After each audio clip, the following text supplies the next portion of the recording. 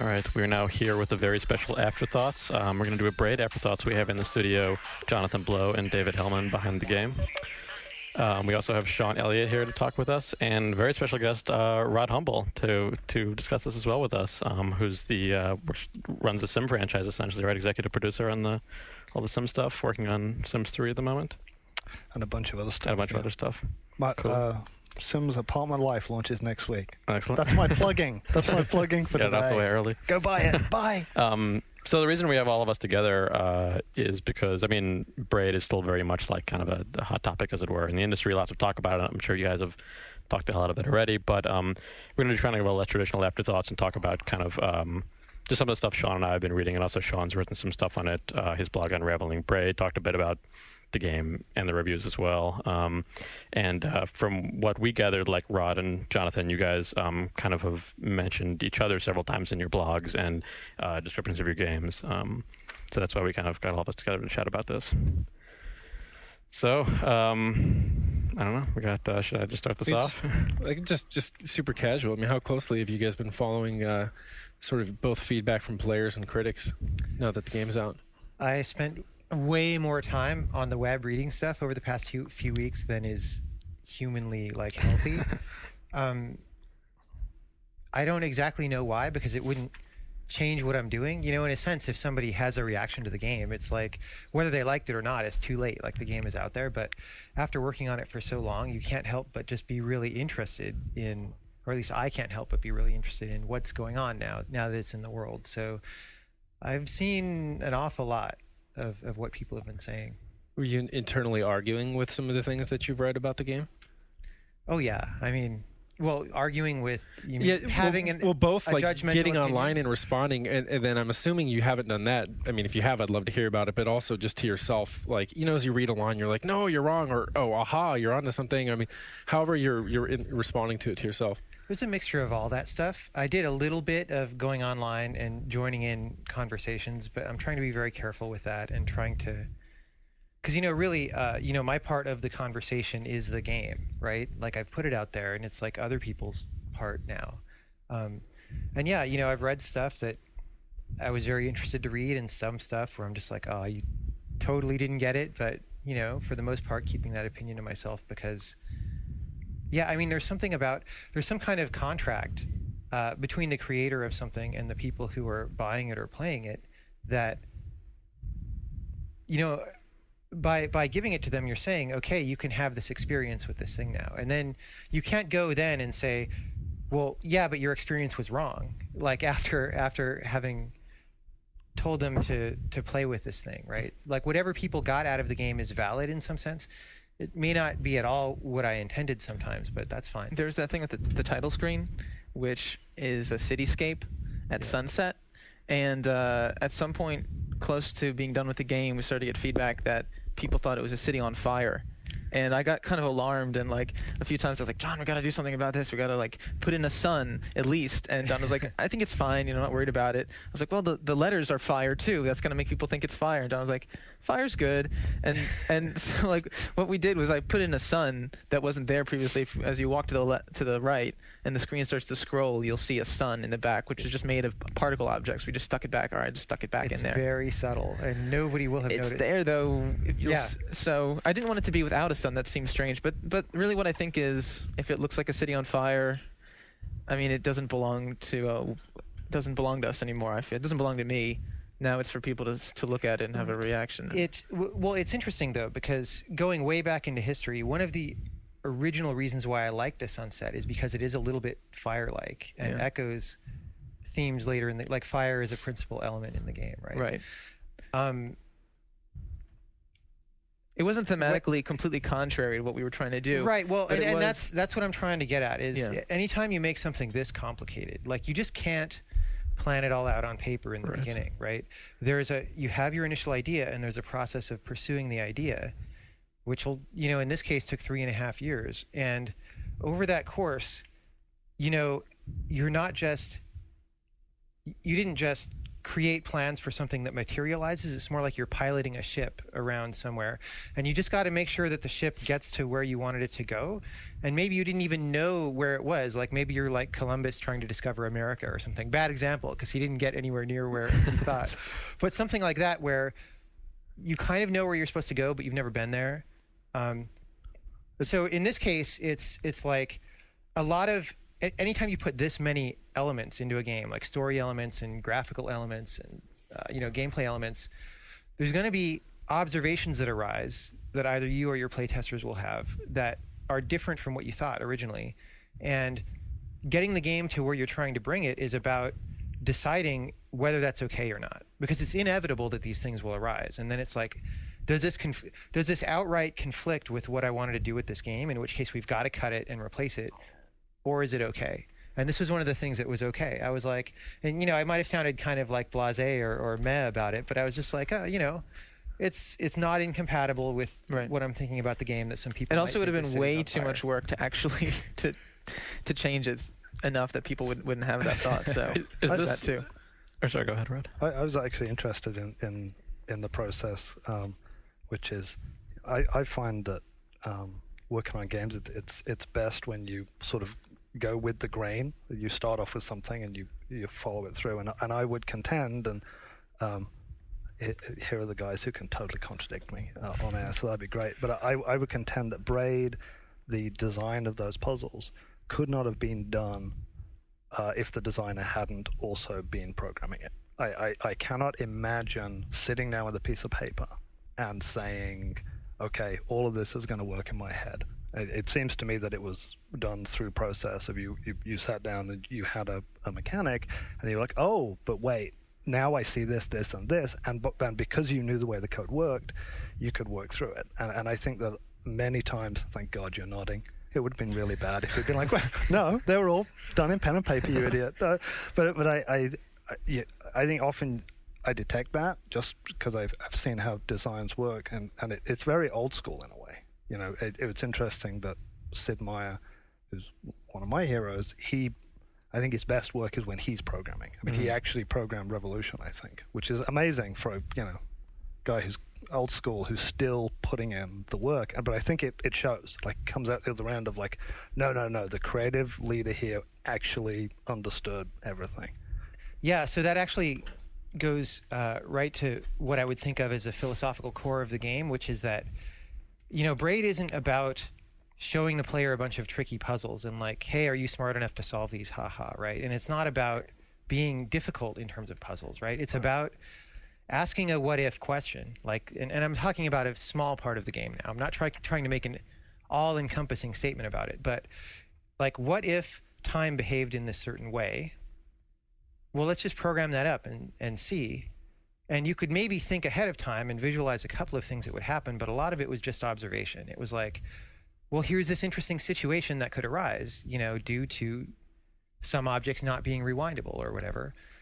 How do I illustrate that as best as possible? How do I make a puzzle with the minimal number of elements that still contains the core of this idea, as pure as I can make it, right? And then all of the game was that way.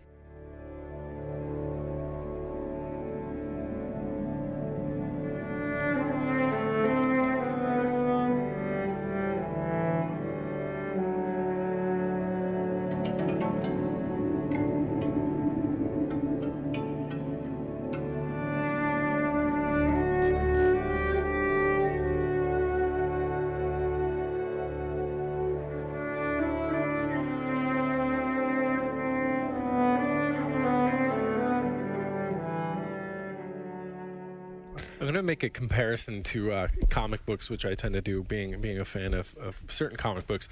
And when Rod, you were talking about, and in this case Jonathan, being both programmer and the designer, is able to assemble things in ways that you might not otherwise be able to with multiple people working on it. Sometimes my favorite works of graphic novels and such. It's a single writer and illustrator performing both roles. And in the case of Chris Ware, who David, I know you're familiar with now from having chatted with you for a brief second before Well, you said, started "Are you recording. familiar with Chris Ware?" And I said, "Yes." So now I know. So like in the case of Chris Ware's books, Jonathan, are you familiar with his work at all? No idea. What he'll do is he'll create pages that basically you can imagine just a straight writer ever telling an artist how things are going to work. I mean, there's the level of stuff that Alan Moore can tell, like a Dave Gibbons or something, and it will work out. But it's a whole other level with Ware. And it's kind of interesting. I mean, I'm just basically doing nothing but pointing out, a parallel. But in your case, you actually worked on some comic stuff before doing the art for Braid. And in your case, it sounds like you were interested in pursuing some similar formal experiments with the way that you're presenting the story. Mm-hmm. Well, I think that with all art, there's some impulse at the beginning, and that might be fairly elaborate and specific. But then there's also the interaction between the creator and the work as it evolves, as it comes together. And, being receptive to what you're observing, I think, is important as you go. So certainly, I think, John, when you were building the puzzles in Braid, I think there was a lot of observation about you'd created rules, and then you were observing what their implications were. And you could say a lot about that. But I found that to be the case with comics too, that I would come up with a layout, and then as I was drawing, really the more time I spent with it, the more relationships I'd see within the work, and the more I could start to turn or rotate something or pull something together or elaborate on those relationships that seem promising and consistent with the overall direction of the work. Jonathan, I want to back up real quick when you're talking about certain layers of ambiguity with the game and interpretations of especially that opening scene, which I think for some people turned out to be a really important thing because I think a lot of people framed their critical readings almost on this sense that just the city is in flames or something, specifically that a bomb had gone off and destroyed the world or something. And clearly you want to have some degree of ambiguity with the game, as all art does to some degree. And then you're talking about how there's a sense where there are some cases where there are readings that you do not want to permit, especially if they run counter to the range of possibilities that you want to push people toward, considering and stuff like that. What about like actual red herrings? Sometimes, authors and cinematographers and stuff will actually throw in red herrings in. Especially, I'm drawing certain comparisons because, one, I know that you're, from a previous interview, I know that you're a fan of Italo Calvino and also of David Lynch, and of Mulholland Drive. And I think both of those are playful sorts of creative people where they will throw in red herrings and things where they know that people are approaching their work looking to create connections and to establish things. And they'll throw something in there pretty much to fuck with them. Another guy who's done that is Alain Robbe-Grillet, who wrote the book The Erasers. And if you look at it, it wants to assemble itself as basically a detective story that's really a retelling of the Oedipal complex. But in actuality, what he's trying to say is that the whole Freudian method of interpretation is bullshit, and these pieces are never going to come together, but they're there to just drive you insane. Is there anything at all like that in Braid? Intentional misleading things or red herrings? No, there's nothing like that in the entire game. Now, there are some cases like the city being on fire or not thing where... You fucked up. No, it's not that. Okay. It's like... because as soon as it's like, the city could be perceived as on fire, I go back and I sit down and I think, what does this mean for everything in the entire game? Because if you're trying to create a very interconnected work, you have to consider everything in the context of everything else. And I figured, that does connect with this other stuff, in the epilogue that people are talking about. And I was ultimately okay with it. It is not... I'm not sure how to clarify this without saying too much about the game.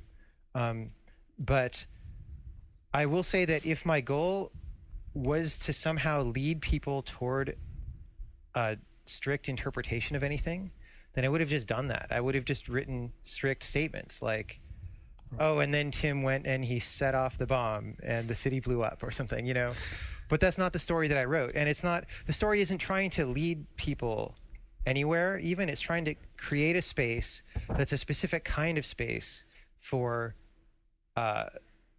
mental existence, right? And it's different from a linear game story. That was one of my fundamental objectives between the way that I was trying to do story here. So one interesting thing, Calvino, toward the end of his career, and some other authors like Milorad Pavic started experimenting with nonlinear story in book form, right? So Calvino had this book called The Castle of Crossed Destinies, which you lay out tarot cards and then you read pieces of the book in the order that the cards come out and things, right? Or Pavich has one in the form of crossword puzzles. And a tarot book novel as well. Oh, does he? Yeah, and I wasn't even certain. I had never heard that Calvino had one, but yeah, he also had the tarot deck and the book that reads both directions and the two meet in the middle. Well, that's Pavich's specialty, is doing all this stuff. And Dictionary of the Khazars, which is totally, it's like hypertext, but in book form, right? And it was just interesting to me how these authors were trying to go into this direction, which is not natural for books, right? You have to try hard and like add gimmicks to get books to work this way. Games just work this way from the beginning. They are nonlinear, and you go where you feel like and you do things. So then what can we do with that, right? Can we pick up that torch that they were carrying over to this place and carry it across that line and over there where they didn't see where to go with it because it wasn't their medium, right? Considering you must have an idea in your head of how it does all piece together, and whether you want to be clear about there or not to people, but with all the different reactions out there, has it been like, it's your art out on the table, and has it been like unsatisfying to you how much people are getting it or not getting it one way or the other? Would you rather it be? Could I just interrupt before he answers that question, which is I would say that one of the things I would urge anyone who's playing Braid to do is there are puzzles within the game, but the game itself is not necessarily a puzzle, as with any work of art. You're not meant to solve it. Right. You're meant to go to a place, and your mind is meant to think about the themes. So I would contend I'm playing Braid completely different from anybody else on the planet. What about, though, that rather than a puzzle where there's a specific and definite way in which it can be solved, rather it puts together a number of elements that encourages us to combine in various forms to come up with some reading on it, and within that, that's not to say that everything is permissible, that you can say, oh, this is actually a game, it's an allegory for like Roseanne Barr's like career or something, but you can make certain, actually I really like that, you can come up with certain constructions that are defensible, right? But that is different from saying that you put it together and you solved it. It's the difference between allegory and whatever it is that you're doing. And pretty much everywhere I've read, I've seen a lot of these ideas put together in a very whole way, and people creating like whole theories, as it were, out of it. On that note, I'm curious what you think, because clearly there are limits to the extent to which you'll talk about intentionality and stuff with the game. And I'm wondering if more, depending on the format, so there might be some writers like Nabokov or something who at some point in his life talked about what Pale Fire, maybe he had in mind for Pale Fire, and he was even reluctant to do that. But I think when he did, he spoke with the confidence that I'm not providing a Rosetta Stone to this work, in the same way that it's not meant to be deciphered along very specific lines, and that me putting this out there should not tell you read it wrong, but it's to say here's another one of these combinations among those potential combinations and stuff. But in your case, do you think because we're dealing with games that if you were to ever say, here's one of the things I have in mind, or even a few of the things I have in mind, that you would probably be in danger of people then saying, well, everyone else was wrong. This is what it is, and this is all this game. This is the one true. I am a little bit worried about that, which is not strictly the reason why I'm trying not to say much about the meaning of the game. But even if you look at some of the theories that people have out there right now, there are some pieces in the epilogue at the end that are very, there's some text that has footnotes and is very cross-referenceable, and that has dominated the discussion of what the meaning of the game is among, some people. And it certainly seems like a valid interpretation that you can have for the game, but there's other stuff there that is not necessarily being looked at as carefully, right? And it's just because some of it is more concrete, right? There's like this primacy of the text in this case. People are really latching on to the textual elements of the game. And for example, maybe less work is being put into the artistic element of the level itself, the way that it's painted, the way that it's rendered, and the things that you're doing in it. But because those words are there, I think people go to those. That this is, for all these reasons in Western culture, the Bible and all these other things, that is it. The text is it. Is that part of it? Well, also, we grow up and we go to school, and they teach us to write about what we've written. Like, that's how American schools at least teach people how to write, is like read some book and then write in this structure like what you thought of it and what it means or whatever. And I think people are following that example. We don't have that example unless you have specifically an art education for, painted things. Like, you don't get that in high school or even college usually. And we certainly don't have it for game design. Like, there's stuff in the game design that is as meaningful as anything else in the game that nobody has talked about at all. And that's another thing, is I don't want to steer people away from those things by talking about the story, right? I would like it. So to get back to the earlier question, I'm not really disappointed or overly happy or anything about any of the discussions, because I feel like it hasn't played out yet. Well, I am actually happy in one way, which is just that it's happening. Like, to the extent that anybody is interpreting this game at all, like whether it's something that I meant it to be or not, or whether I think that they're approaching it with skill or not and just reading what they wanted to into the game, which seems to happen sometimes. I'm still very happy about all of that, because when I was making this, my friends were all telling me, nobody, you put these blocks of text on the screen, nobody's going to read that. They're just going to walk right by, like nobody's going to notice half the stuff in this game. And I was, thinking that was quite probable, that the game might come out and people just kind of don't pay that much attention to it. And it's nice that they have. It's nice that people are noticing that a game can contain a lot of ideas, beyond just, here's how many hit points you have and the dude has bitchin' armor that you knock off when you hit him. The puzzle images that we put together, that players put together, those, I'm pretty sure the way we did that was, you said, here are the themes, just do some images, we'll see what works. And I drew some things, and we picked some, and you said it could be a bit more this way, a bit more this way or that way, but I came up with those images initially, right?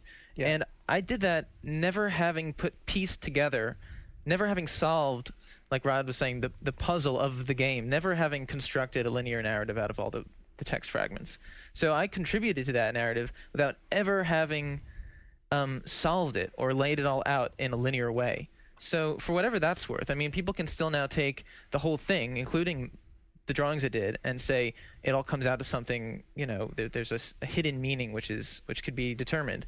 But I never felt that need as someone working on it. I felt like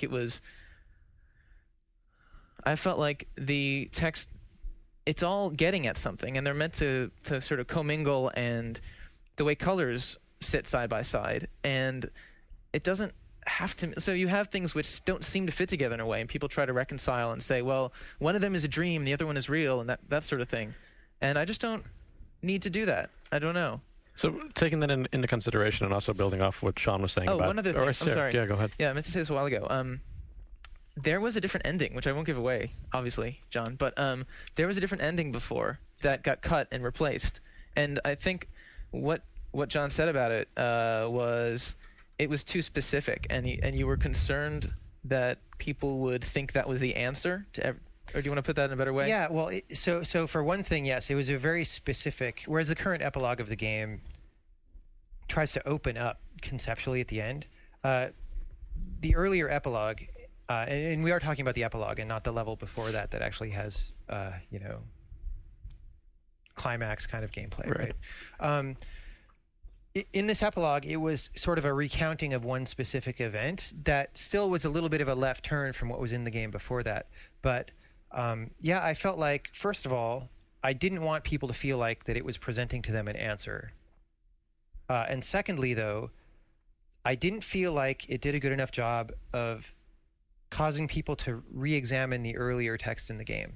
Because, whereas it's written in order to make sense in a lot of different directions and on a lot of different levels, it's very easy to just read it literally and to be satisfied with that, maybe, for a certain type of player. And I wanted, for people who managed to get all the way through the game, I wanted to refocus their attention. And I mean, replay value has been a buzzword with this game, right? But to provide replay value that way, like,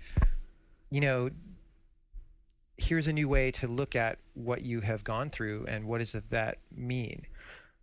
Well, it wasn't this, but it was kind of like if you got into the end of the game and there was several paragraphs, more substantial length of prose than you've encountered so far, playing out a scene that's continuous, and it was something like Tim fucks up his piano recital, And so then, which it wasn't, but at all. But then there'd be a temptation to like say, oh, this game is about a failed pianist, and all the other, imagery and associations that have been built up, that all would kind of dissipate like fog or something, and it would just be about the piano recital. And the problem is also, I mean, not all the issues of the text and the way that we're more capable of interpreting it and working with it and tend to pay more attention to it, but just the fact that it's coming at the end of the game when people are accustomed to receiving some resolution. I mean, that's your way of saying that this is important, just like the first sentence of a story or the last sentence of a story. Well, I was going to ask if there was ever consideration to not have generally just the text part of the game or as much of the text, because on the show before, like Philip, my usual co-host, and I have argued a lot about like the way stories are told in games. Like he feels there's more of a place for traditional like cutscene storytelling, whereas like I much preferred, like we actually, it just come up kind of coincidentally, like Shadow of the Colossus and Psychonauts, if we've been playing for our backlogger games, that really like their stories are told in the game design and the level design, and like Prince of Persia, or Sands of Time, where all the narration, it's like narrative. There's not cutscenes. It's just like there's voiceover, and that's kind of how I prefer the medium of or experiencing the story in games. That's like something that games can do that movies and books can't. So I was curious, like if you ever considered just kind of letting what was there and the art and the paintings that you're speaking about, let that just tell the story and keep it even less literal. I think that's a good idea for a lot of kinds of games, including games that I might do in the future. But this game, from the very first minute that I had the idea, it was definitely a fusion of like this Calvino-like, short pieces with gameplay, and to have the juxtaposition of those, but not necessarily to tell a linear story, right? But to have that space to explore, and so that is really a lot of what Braid was about. The ending level, which has perhaps some story told through gameplay in a certain way, came a year after I started working on it. That wasn't in the original idea. It's just something that I figured out when I wasn't satisfied with the ending of the game. And I think it's good to have games that communicate through gameplay. For example, Rod's games, his independent games that he's been doing, not the Electronic Arts games, and Jason Rohrer's games, are all about that. And I think that's a very interesting area that I would like more people to get into, and that I may in the future. But right. Braid was very consciously not that. And I think that there's a certain way in which, all the paintings and the visuals came from the story to a certain extent, and then to take the story away, it might seem incongruous.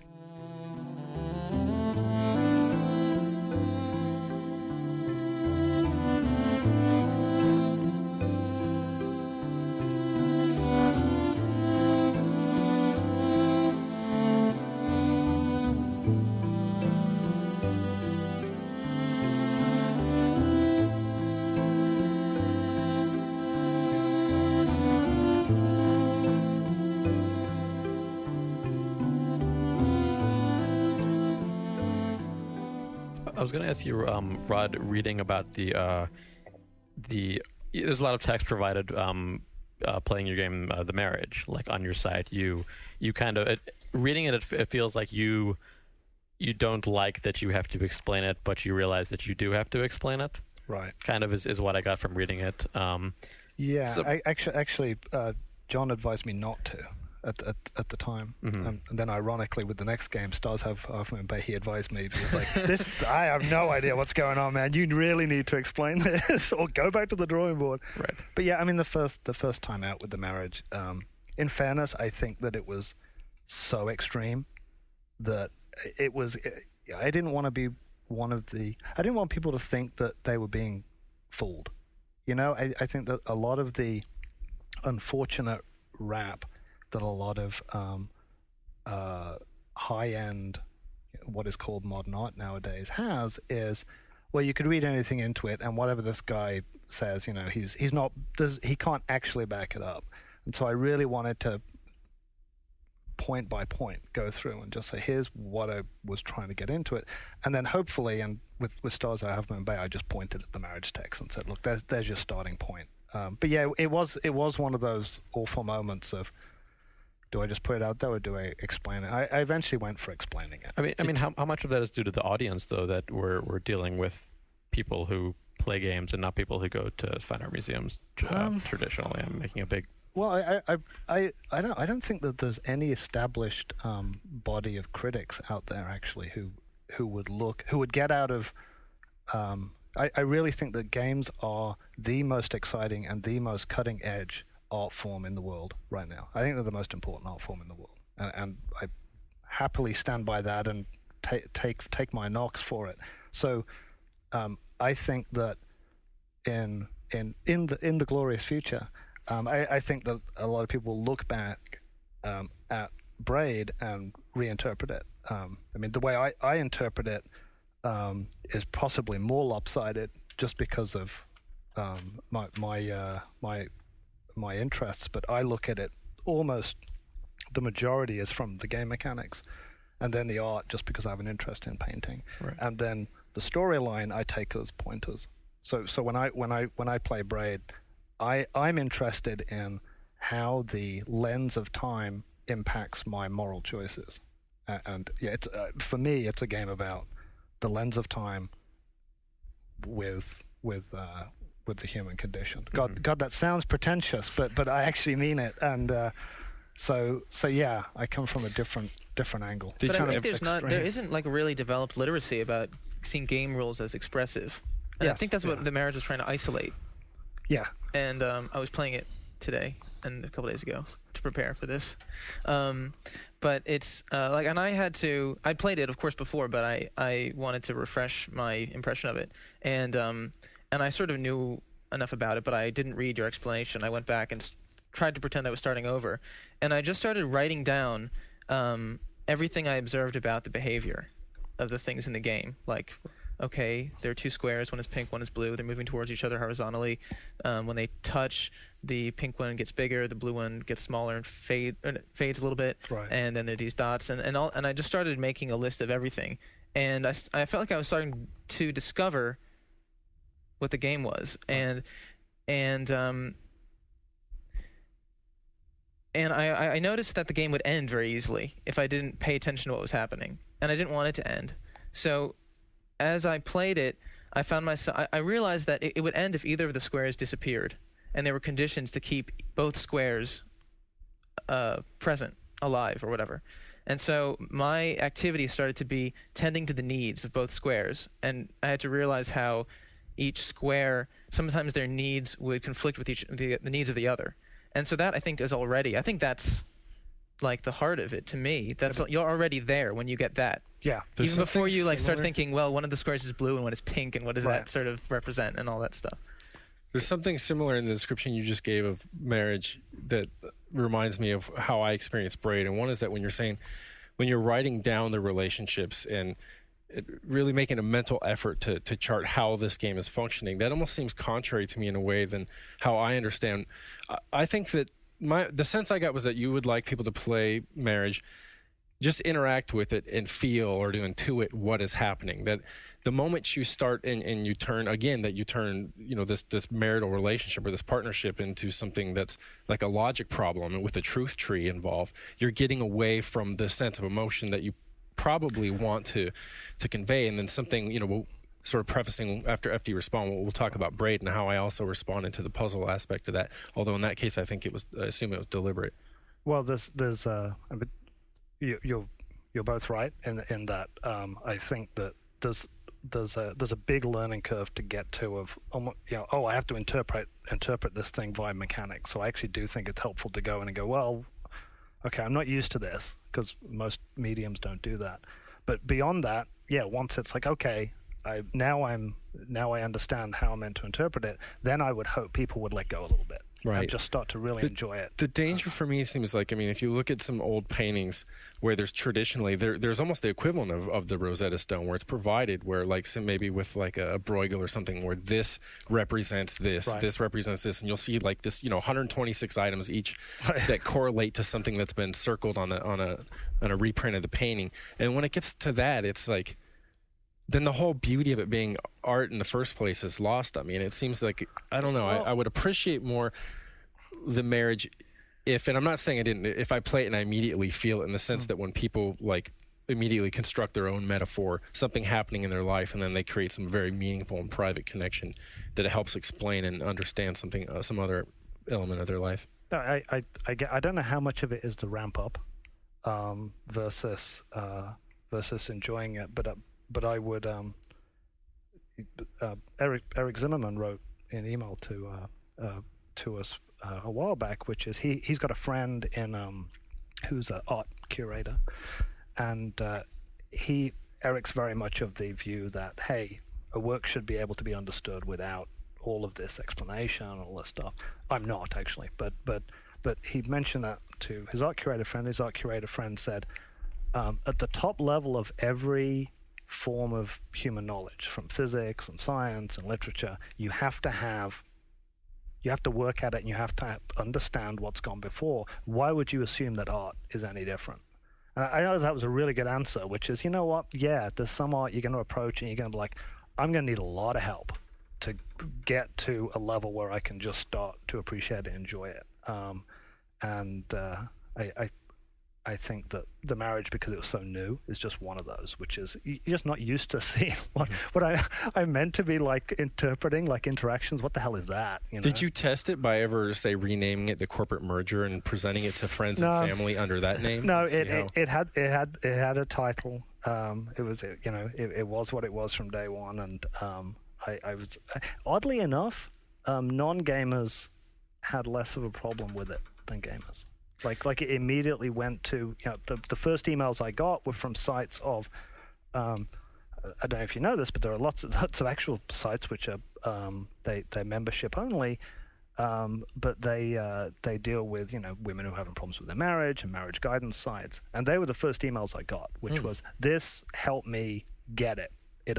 I now understand why my husband, when he's talking about all of this crap of like, oh, I need space and all of this, now I get it.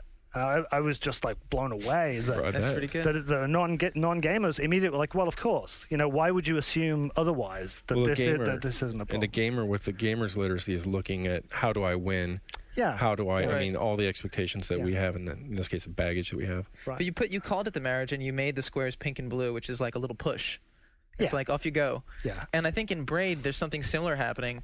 And a lot of people, there's some people who say, well, this is supposed to be some evolution of storytelling or whatever expectations they have for it, but they say, why doesn't the story coexist with the gameplay more? Why is the story in tech, presented as text? Isn't that kind of backwards? And then you go and play a puzzle game. This is, But I think that really, to me, what it's doing is similar to the marriage. It's saying, here's something to think about. Like, think about marriage and then play this. It's saying, here's a bit of text which describes like a relationship, or some thoughts on returning to your parents' house or something like that. Now play this. And it's kind of just giving you a push, but it's really about the gameplay. And the gameplay is the expressive part. That's what... Do you feel that? I mean, I don't know. I don't think that's cheating, but like, I just want to point out, like, there's these social experiments, and you'll let people read a paragraph, and it's a paragraph about terrorism or something, and you show them a picture, and then you have that group tell you what about ascribe motivations to the person in the photograph, and then you read another paragraph to someone else, and they come in an entirely different take on. So what David just said is one level of reading the story, but there's actually more to it, and it's something that I can't describe. Like, even if I wanted to say, here's exactly what Braid is about, I would not be able to communicate it effectively, because doing it through the game was the only way that I knew how to create this expression, right? And there is a level at which you read the story bits, and they're just giving you context for interpreting the gameplay and connecting it to real life or whatever, just things to think about like that. But there's another level, right? There's a level at which, like, why is this a game where you go from world to world and time is different in each world, right? Why is that? Why are there these puzzles with a minimal number of elements and a simple situation, and they seem impossible, and then you solve it and it's not impossible and you feel a certain way? Like, why is any of that there? There are reasons for that. There is something that's being created. And when you get down, and I don't know what percentage of people in the world will ever have the same view of Braid that I do approximately. Like, it's very close to zero probably. But when you get down to what I was trying to express through the story and through the gameplay, it's the same thing. It's very, very closely tied together. And that is one of the frustrating things about reading some reviews. You know, one of our early reviews, possibly the first one, was from Edge Magazine. You know, they gave us a good score. But his one complaint was, well, the story and gameplay have nothing to do with each other. It's kind of band-aided on. And I'm like, well, yes, at one level, maybe. But at another level, absolutely not. They're essential for each other. And that I can't really do more than to just state that fact and hope that people see it sometime somewhere. So something, I mean, you've been very vocal about people kind of not cooperating to solve puzzles and experience it for themselves, and your walkthrough kind of lays that out clearly, that you put on your site. And yet something that's being discussed a lot now that the game is out and people have kind of finished the main part of it, is like the stars that are in there. And I'm curious what your intentions were with that, because that seems like something that without like the internet for people to talk about and like find them together would be something that so few people would ever experience it, because they're really difficult to get, or even know that they exist. So how was that? Just like a little, is that more of an Easter egg, how you think of it? Or I'm curious how you think of that, because that's kind of what every single thread now has turned to about Braid, is let's get the stars together. I mean, I don't know that I can add more to it than what you just said about their presence in the game. And yeah, I mean, it just seems a little. It seems very different, because on the one hand, you're like, well, I don't want people to work together and figure out the puzzles, but on the other hand, it's like this almost seems like it's encouraging it in this like gaming culture and of message boards and everything that we're talking about now, that seem very like opposite of like the normal puzzle pieces and the stars. It's like you kind of have to work together if you want this piece of it, but the main puzzle pieces are like, don't work together, figure it out for yourself. Well, you know, I mean, people have a choice about how they're going to approach things like that, right? And I have no control over that.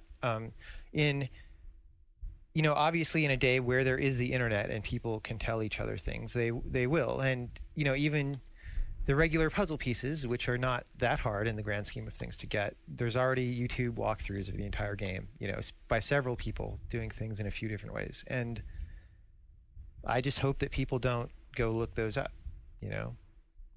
And that's really all that I can really say. I mean, and that insistence led me to believe, I mean, in part that, okay, well, let me back it up for a minute. You've also said that, you know, that all games teach, and that you're a proponent of the idea that gameplay itself, that the mode of interaction can be story, like in the case of the marriage that we were talking about. And for me, there was just this discrepancy between the imagery and the type of story I was reading, and then the sense that I had while playing it. And then what I did is work to resolve those. And for me, the sense of playing it, and because you're continually telling people, do not seek outside help, it's this sort of epiphany that you have by working through this counterintuitive or this new method of logic that's not native to you know, the human state, because we don't reverse time. We've had no encounter with these sorts of things. That sort of aha moment is crucial to what you're trying to teach via the gameplay. And so I mean, I'm curious. Would you say that?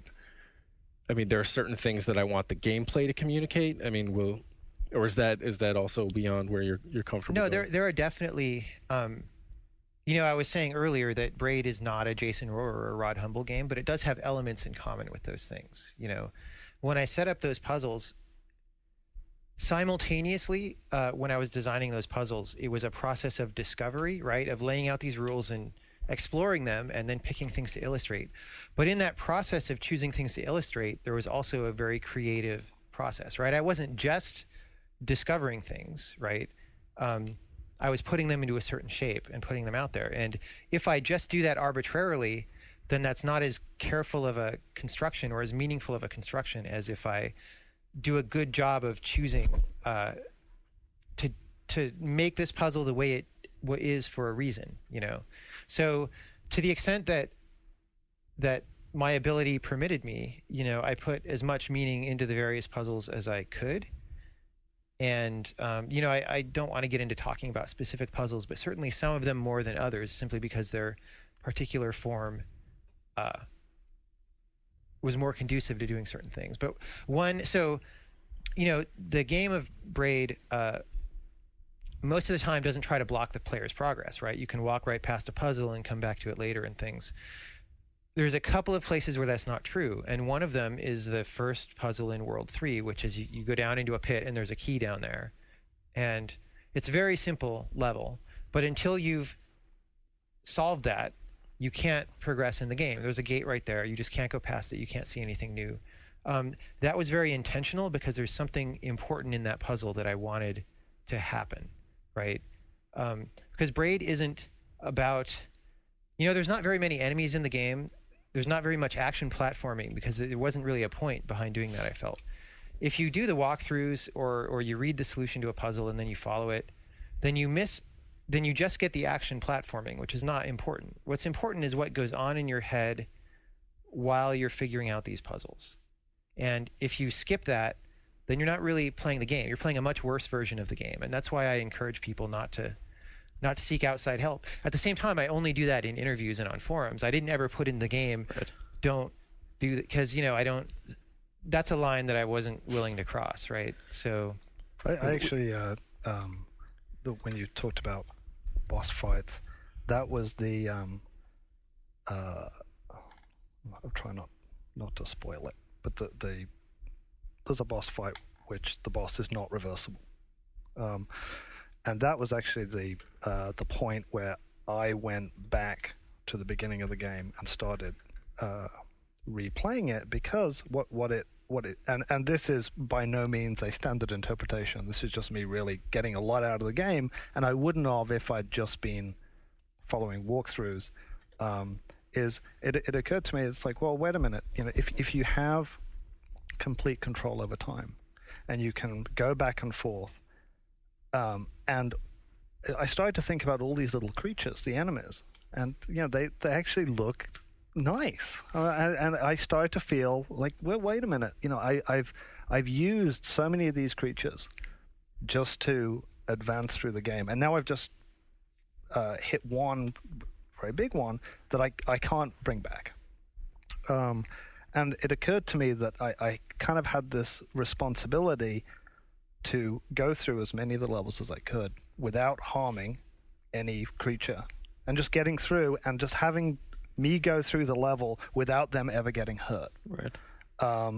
And it gave this perspective which human beings usually don't get, which is, well, yeah, you can solve things, but then do you have an obligation to actually go back with these poor saps who can't see into this dimension that you've got, and actually try and give them one existence that actually is kind of nice, where they just get to live it, and there you go. And I know it's kind of the most bizarre way of playing the game ever, but I've been really enjoying it. And my wife, I think she despairs for my sanity, because she was like, wait a minute, I thought you did this level.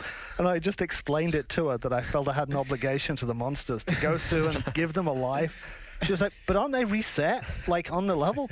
And then she looked at it and she was like, what am I saying? They're just like in a game. I was like, no, but you don't understand. I'm in deep, honey. She was like, I think you've gone too deep.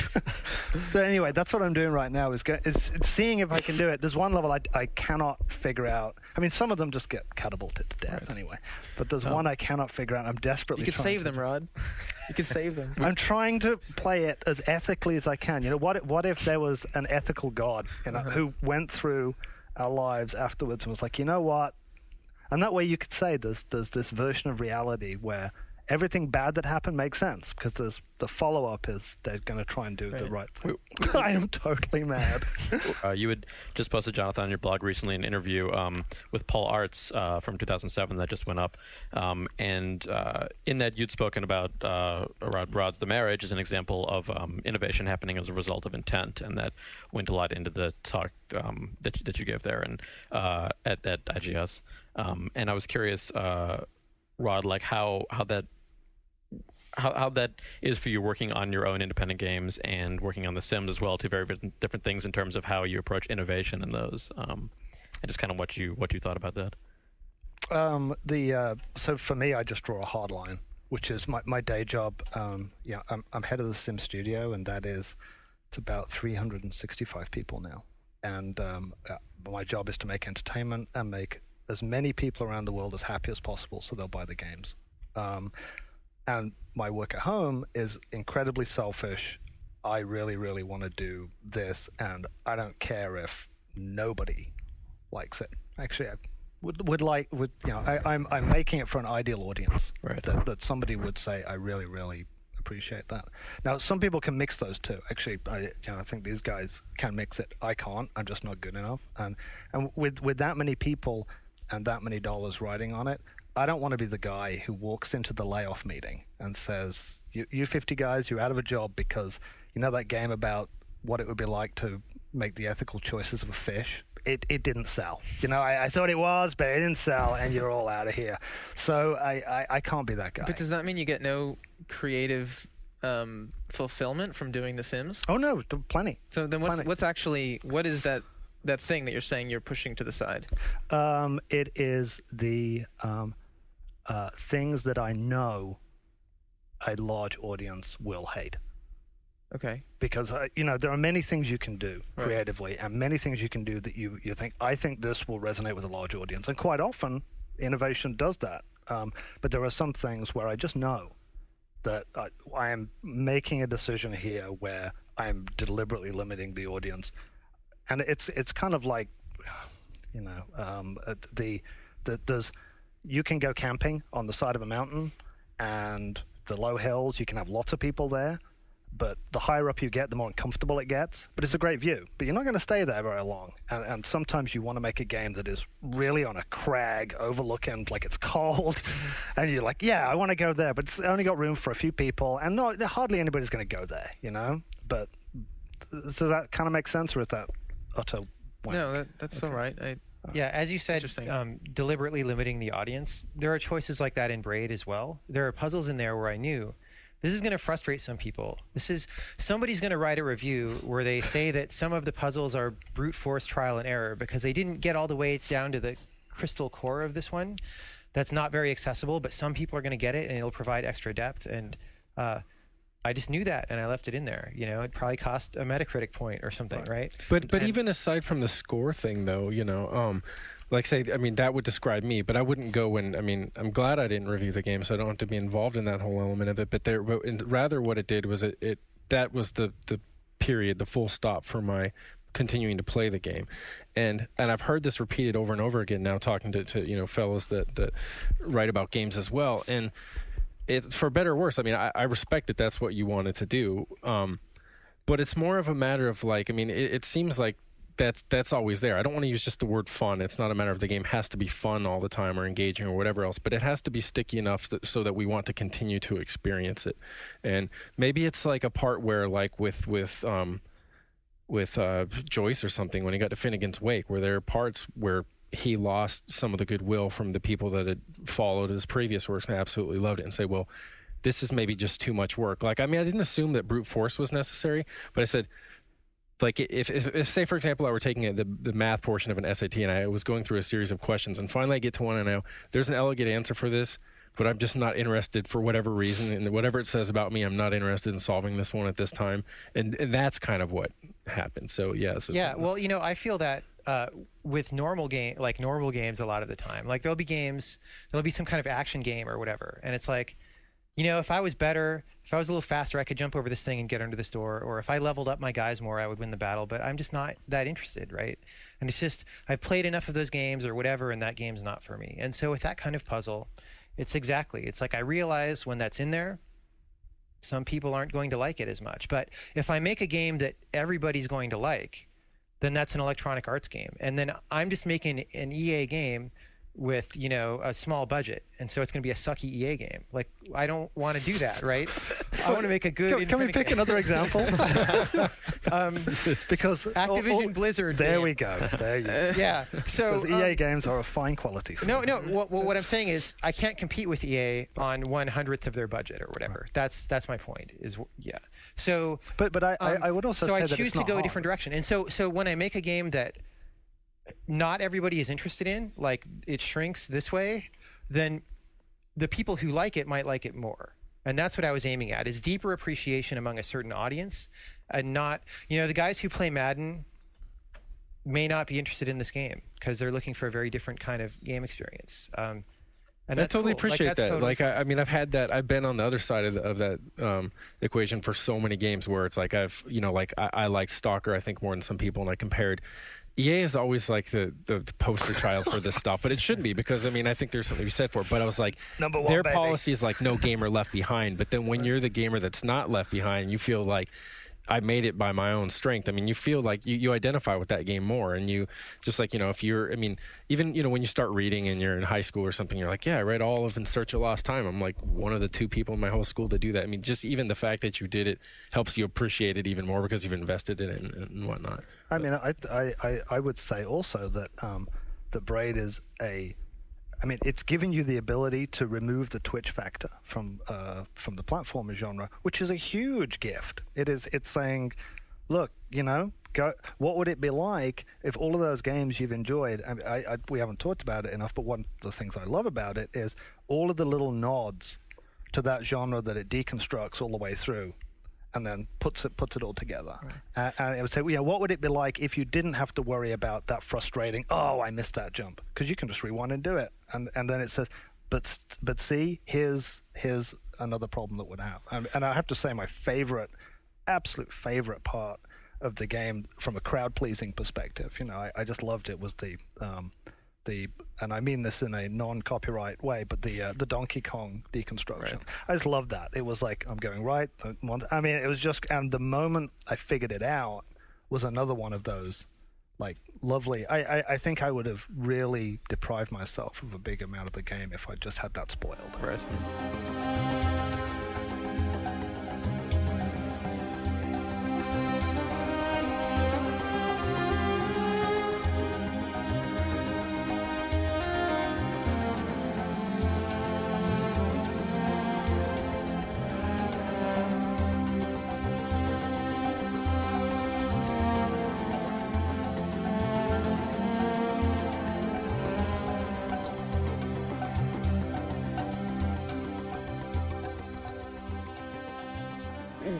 Jonathan, I don't want to present this to like, I'm throwing your words at you, but you've made some controversial statements over the past few years at various conferences and things like this. And one of them was that, that caused the biggest stir, I think, is that World of Warcraft is unethical and that it's predicated on a kind of player exploitation. Skill and shrewdness do not count for much, and what matters is how much time you sink in. You don't need to do anything exceptional because you feel good. Because to feel good, you just need to run the treadmill like everyone else. So this resonated with me because it's basically how I describe World of Warcraft on our weekly PC gaming podcast. I'm like the player who's really not into that game. But at the same time, in the spirit of fairness, I was saying, well, I have also played enough MMOs here and there to say that there's a great deal of metagame that's going on.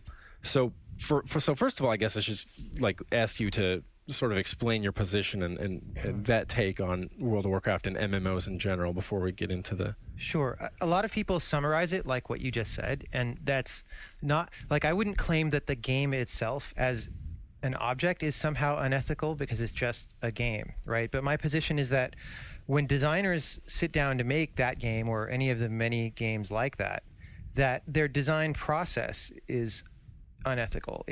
It's about exploiting the players rather than providing the maximum benefit for players, which is another extreme. I'm not saying you have to always be about providing the maximum benefit of players, but when you're skewed too far in the other direction, it's maybe something to worry about. Now, I don't even know that they necessarily are doing that on purpose a lot of the time, but it's one of these things where you're just in an industry for a while. You go to the same conventions with people talking about certain things. Pretty soon you're talking about, Skinner boxes, which are these probabilistic ways of getting people to keep pressing buttons.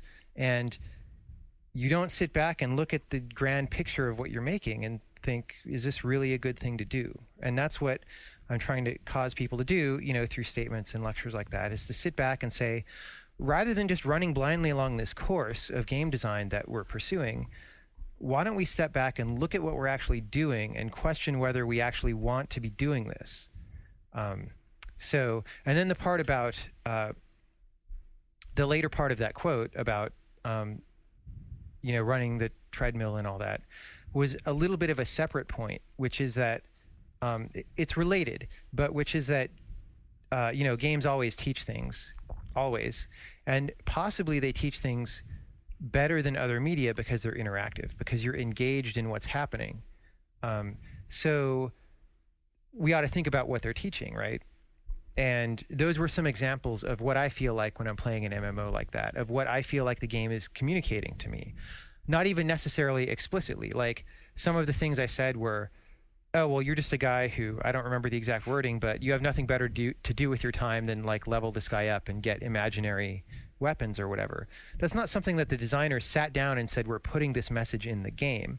But that message is in the game. Like, people feel that, when they play the game for a long time, or at least a lot of them do. And so that's kind of where I was trying to get with that, which is just that we as game designers, and again, the audience of this lecture was game designers and not the general public, which is different too. We as game designers need to think about what we're doing, look about what we're actually creating, acknowledge that it has an effect on the world and on the people who play the game, and think about what that effect is and whether it's really what we want to do. So because other messages like might arise through the course of play, and that might be something about, say Rod's role as a leader when dealing with a group of 6 people or something, or trying to defraud other players, and all these other things that happen in what we call the metagame. Just because that's possible, that doesn't necessarily excuse the side that you were talking about, where when the people that are designing it are specifically saying, how do we get people to continue to subscribe each month by having enough quests, or how do we create 15 quests out of this geography that we've made, out of this area that we've made in the map. Am I making sense here? I somehow missed the actual question. So I'm basically saying, I was, when I read that, I sort of like raised my hand and said, but, what about the metagame that emerges and the complexity? And I think that there is a great deal to learn in the course of playing even these like entirely simplistic games where it might be just collect 15 wolf pelts. And the actual execution of it in the game is fairly bland. But then as you start involving more and more people on a social scale, then it becomes complex. And I think that it teaches something else entirely, and it can teach us things about ourselves. So I was saying that just because that's there, that doesn't excuse developers from the complaint that you have about them, ethically or not, designing games that are basically a treadmill designed to get people to continue to run it and pay a monthly fee. Yeah, so I'm never trying to say that World of Warcraft has zero redeeming value or whatever, because obviously there are interesting things about the game and interesting situations that you can have with other people in a guild or whatever. But and a lot of people after that lecture came to me and said, well, I've had all these valuable social experiences in World of Warcraft that I couldn't even have in real life, because it was like I was hunting some monsters with some guys, and it's just different than if you're like hanging out having a beer or something.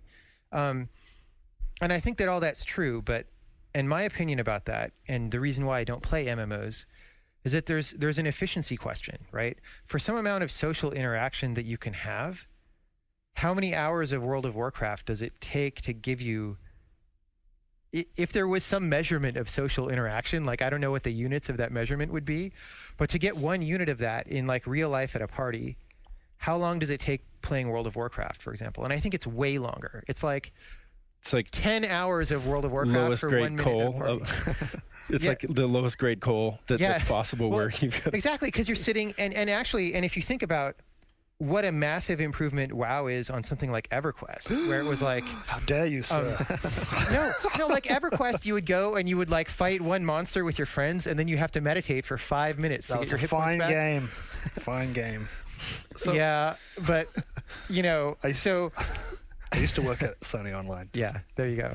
When you say that the game is about like making you feel rewarded for running the treadmill, same as everyone else, and that it's implicitly teaching you that everyone is going to end up in the same spot if they invest the same amount of time in it, doesn't that sound like familiar to a certain uncritical reading of the American Dream? Well, maybe, but the American Dream is not. I mean, certainly part of the American Dream, whether it's true or not, is that there's a skill element, is that like if you're industrious and smart and whatever, you can climb to the top really well, right? But also the American Dream is not enforced at gunpoint or what. I mean, gunpoint is the wrong word, but we have a very loose structure here where you can just kind of hang out and do what you want to do. And yeah, you probably have to have a job, but if you don't want to, you don't have to. Like if you want to borrow money from your family and like write the great American novel on the off chance that makes $1 billion, you could do that. Something like WoW is very rigidly constructed.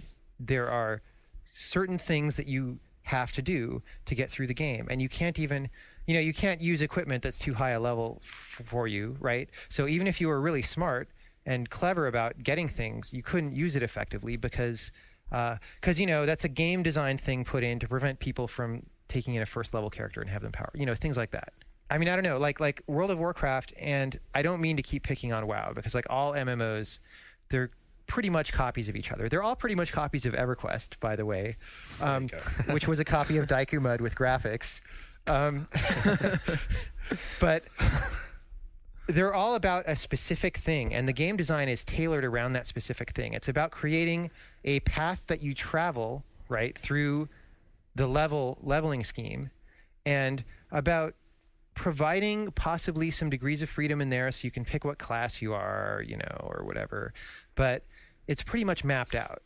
Like, to the extent to which you can do something that the designers of that game didn't expect is the extent to which it's broken, because you'll like exploit the economy, or I don't know, you'll like gank people in PvP too easily or whatever. So it's all about control. It's a paradigm of control that those designs are created with. Which you could also say America is now to some degree, but it's not as tight. So, could you stick some of those same charges against Rod's game, The Sims? About it being... I didn't like The Sims enough to play it very much. Well, this is I don't Rod. know. You get to defend it next. So moving away. Can I actually, from my perspective, before you jump in there? So Will Wright has given lectures about exactly the opposite. He said, well, yeah, there's this stuff that happens in the game design, but for a lot of people, The Sims is just about telling the stories of what happened to their Sims and stuff. So I don't know. I don't know how that carries into the actual designers at EA, but I would think that the design is a little more open. Yeah, the Sims is specifically, there is a mantra which is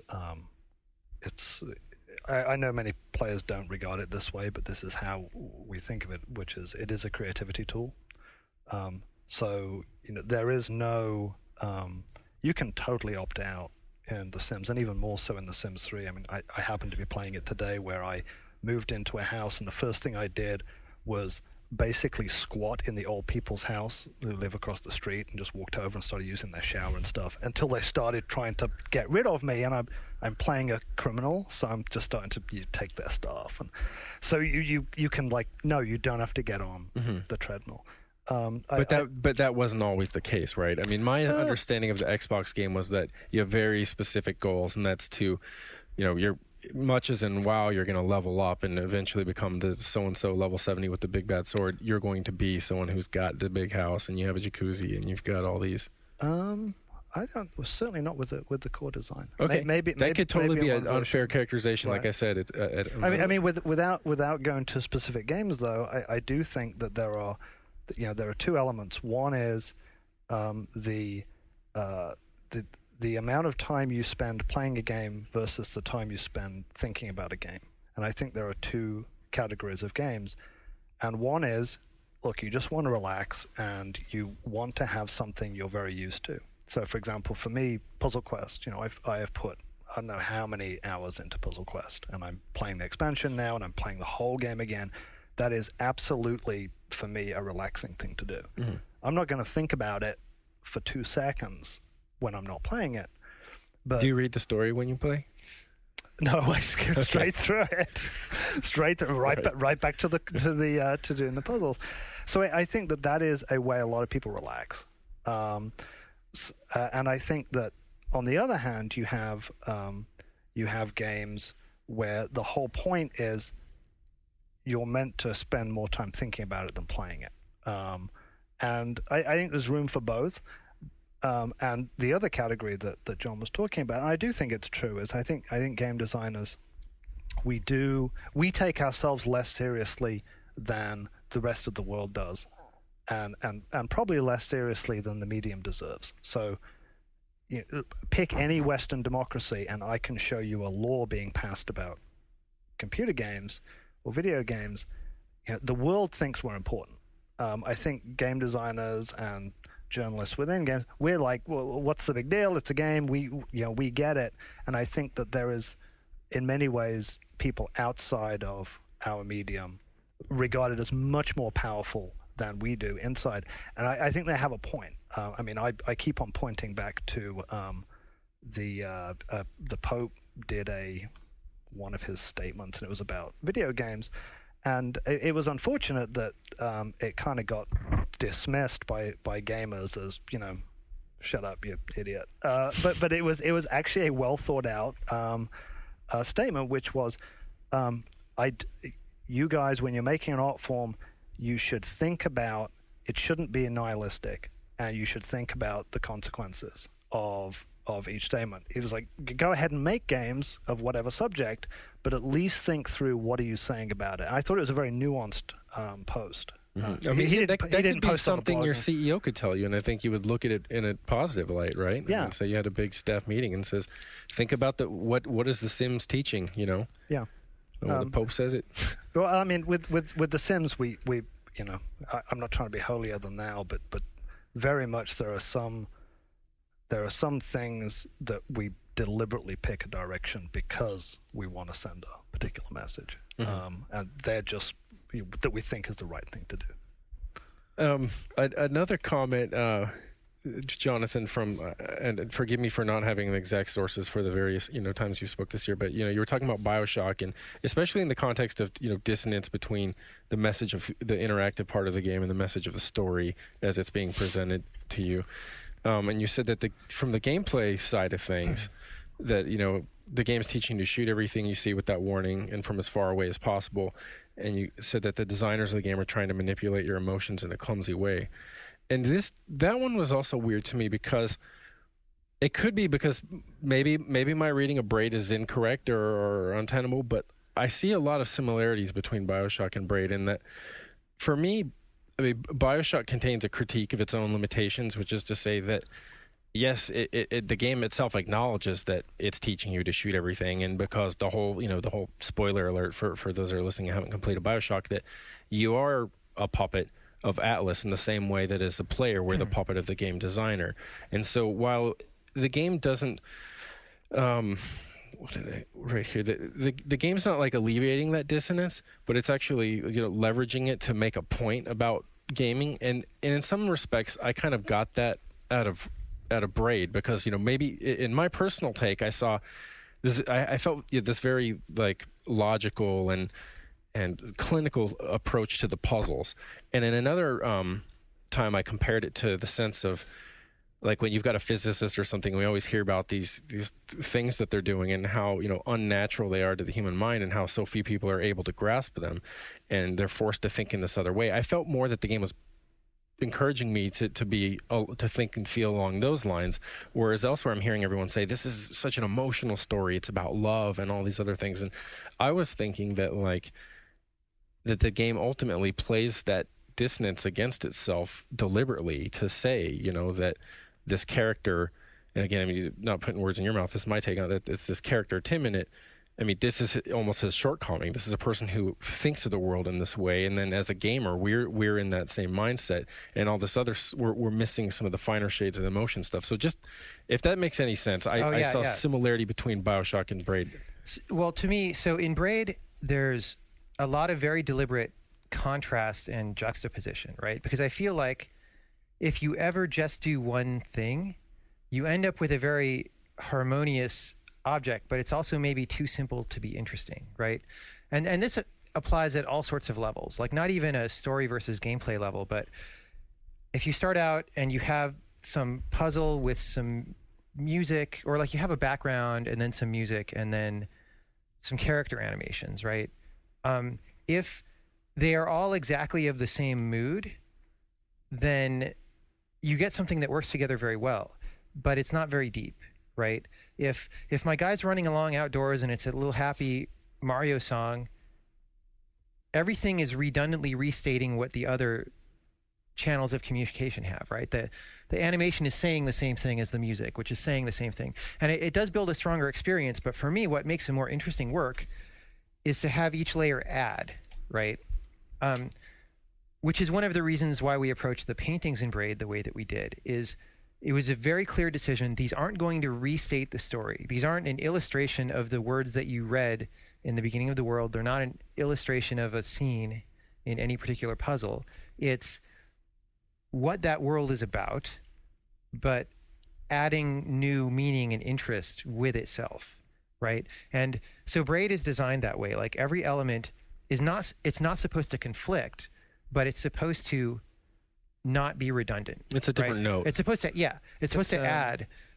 This is David, by the way. I haven't spoken yet on this segment, but it made me think of World 3, which was the second one you get to with the yellow background, and we did a version of that was a lot darker. It was night, and the music is kind of mournful or uneasy or something, and it was just too dark already for that point in the game, and I think it's more interesting now.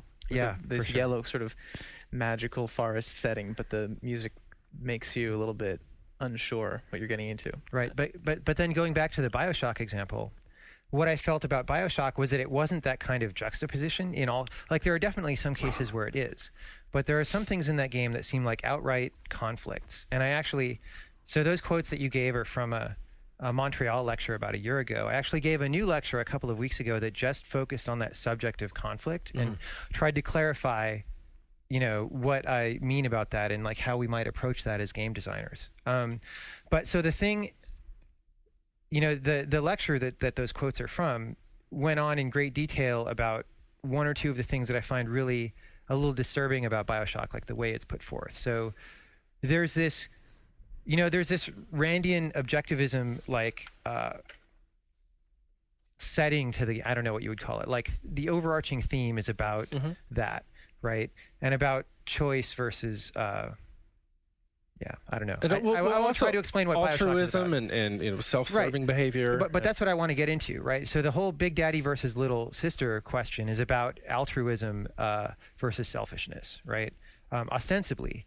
And so part of that lecture, I went off and talked about how that conflicts with the actual game design, because in reality, it doesn't matter what you do with the Little Sisters in terms of the game design. You get the same amount of power roughly either way. And in fact, it's actually maybe better. You maybe become more powerful if you're altruistic, supposedly altruistic, because you get items that you couldn't have gotten the other way. Which could, maybe in one reading, could be like a Bentham or a Bacon type read on it. And since it is an Ayn Rand world, it's like that what appears to be an altruistic act is ultimately self-serving. You could read it that way. It didn't seem strong enough to me to be read that way. Like I would question that. But the other thing about it that's just weird is the altruism part. Like BioShock could have only come from the mind of people who have played a billion first-person shooters, and just that template is engraved in their head, because the way it's approached is like, oh, you have this opportunity to rescue this little girl, and isn't that cool? Can't you show your soft human side? And it's like, you just shot 27 people in the head, like, who you didn't even know, and like they're just, I mean, yeah, they're hostile to you, but it's like somehow there's this world that's created that's completely hostile to you.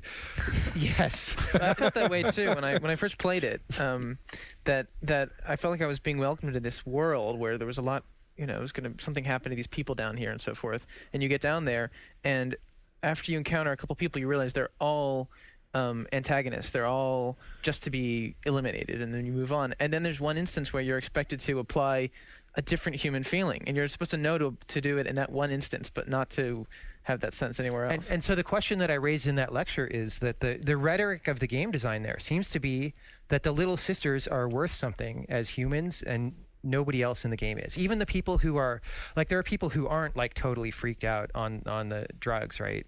Like, at least not apparently the Big Daddies. I mean, well, the Big Daddies, but they're kind of inhuman a little bit. But they're protecting the Little Sister. They're acting, they're.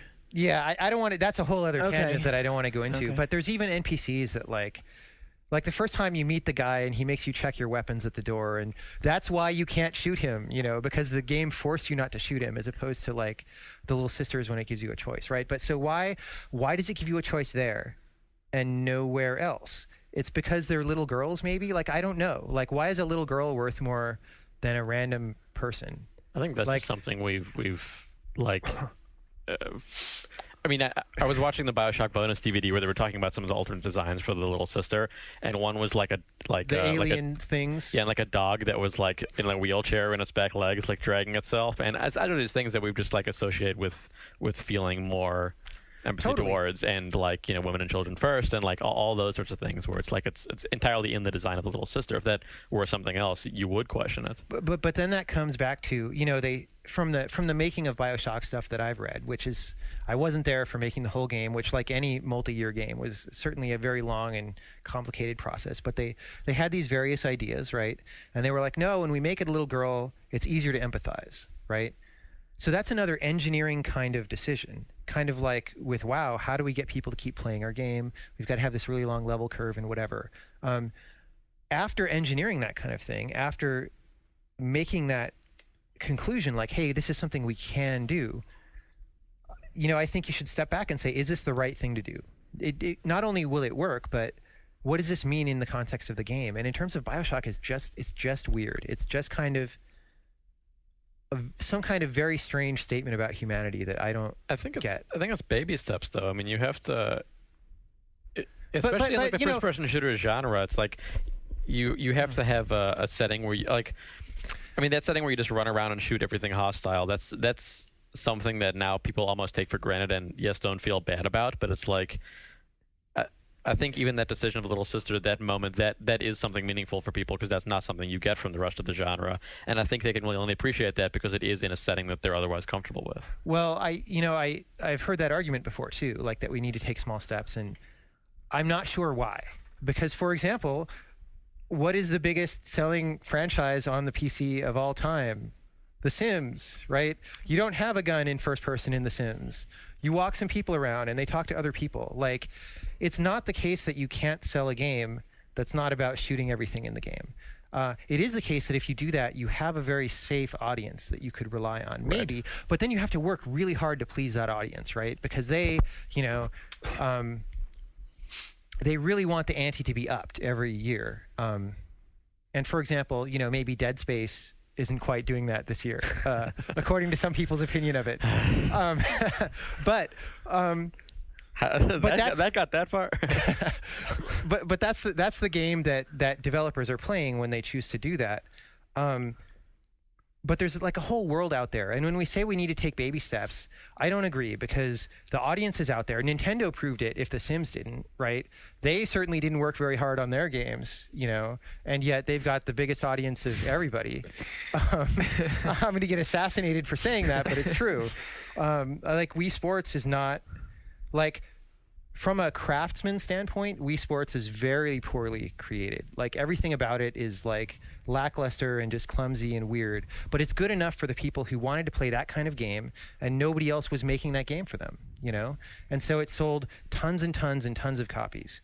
And that is out there. Like, real normal people who are interested in real world being a human kinds of things are interested in video games.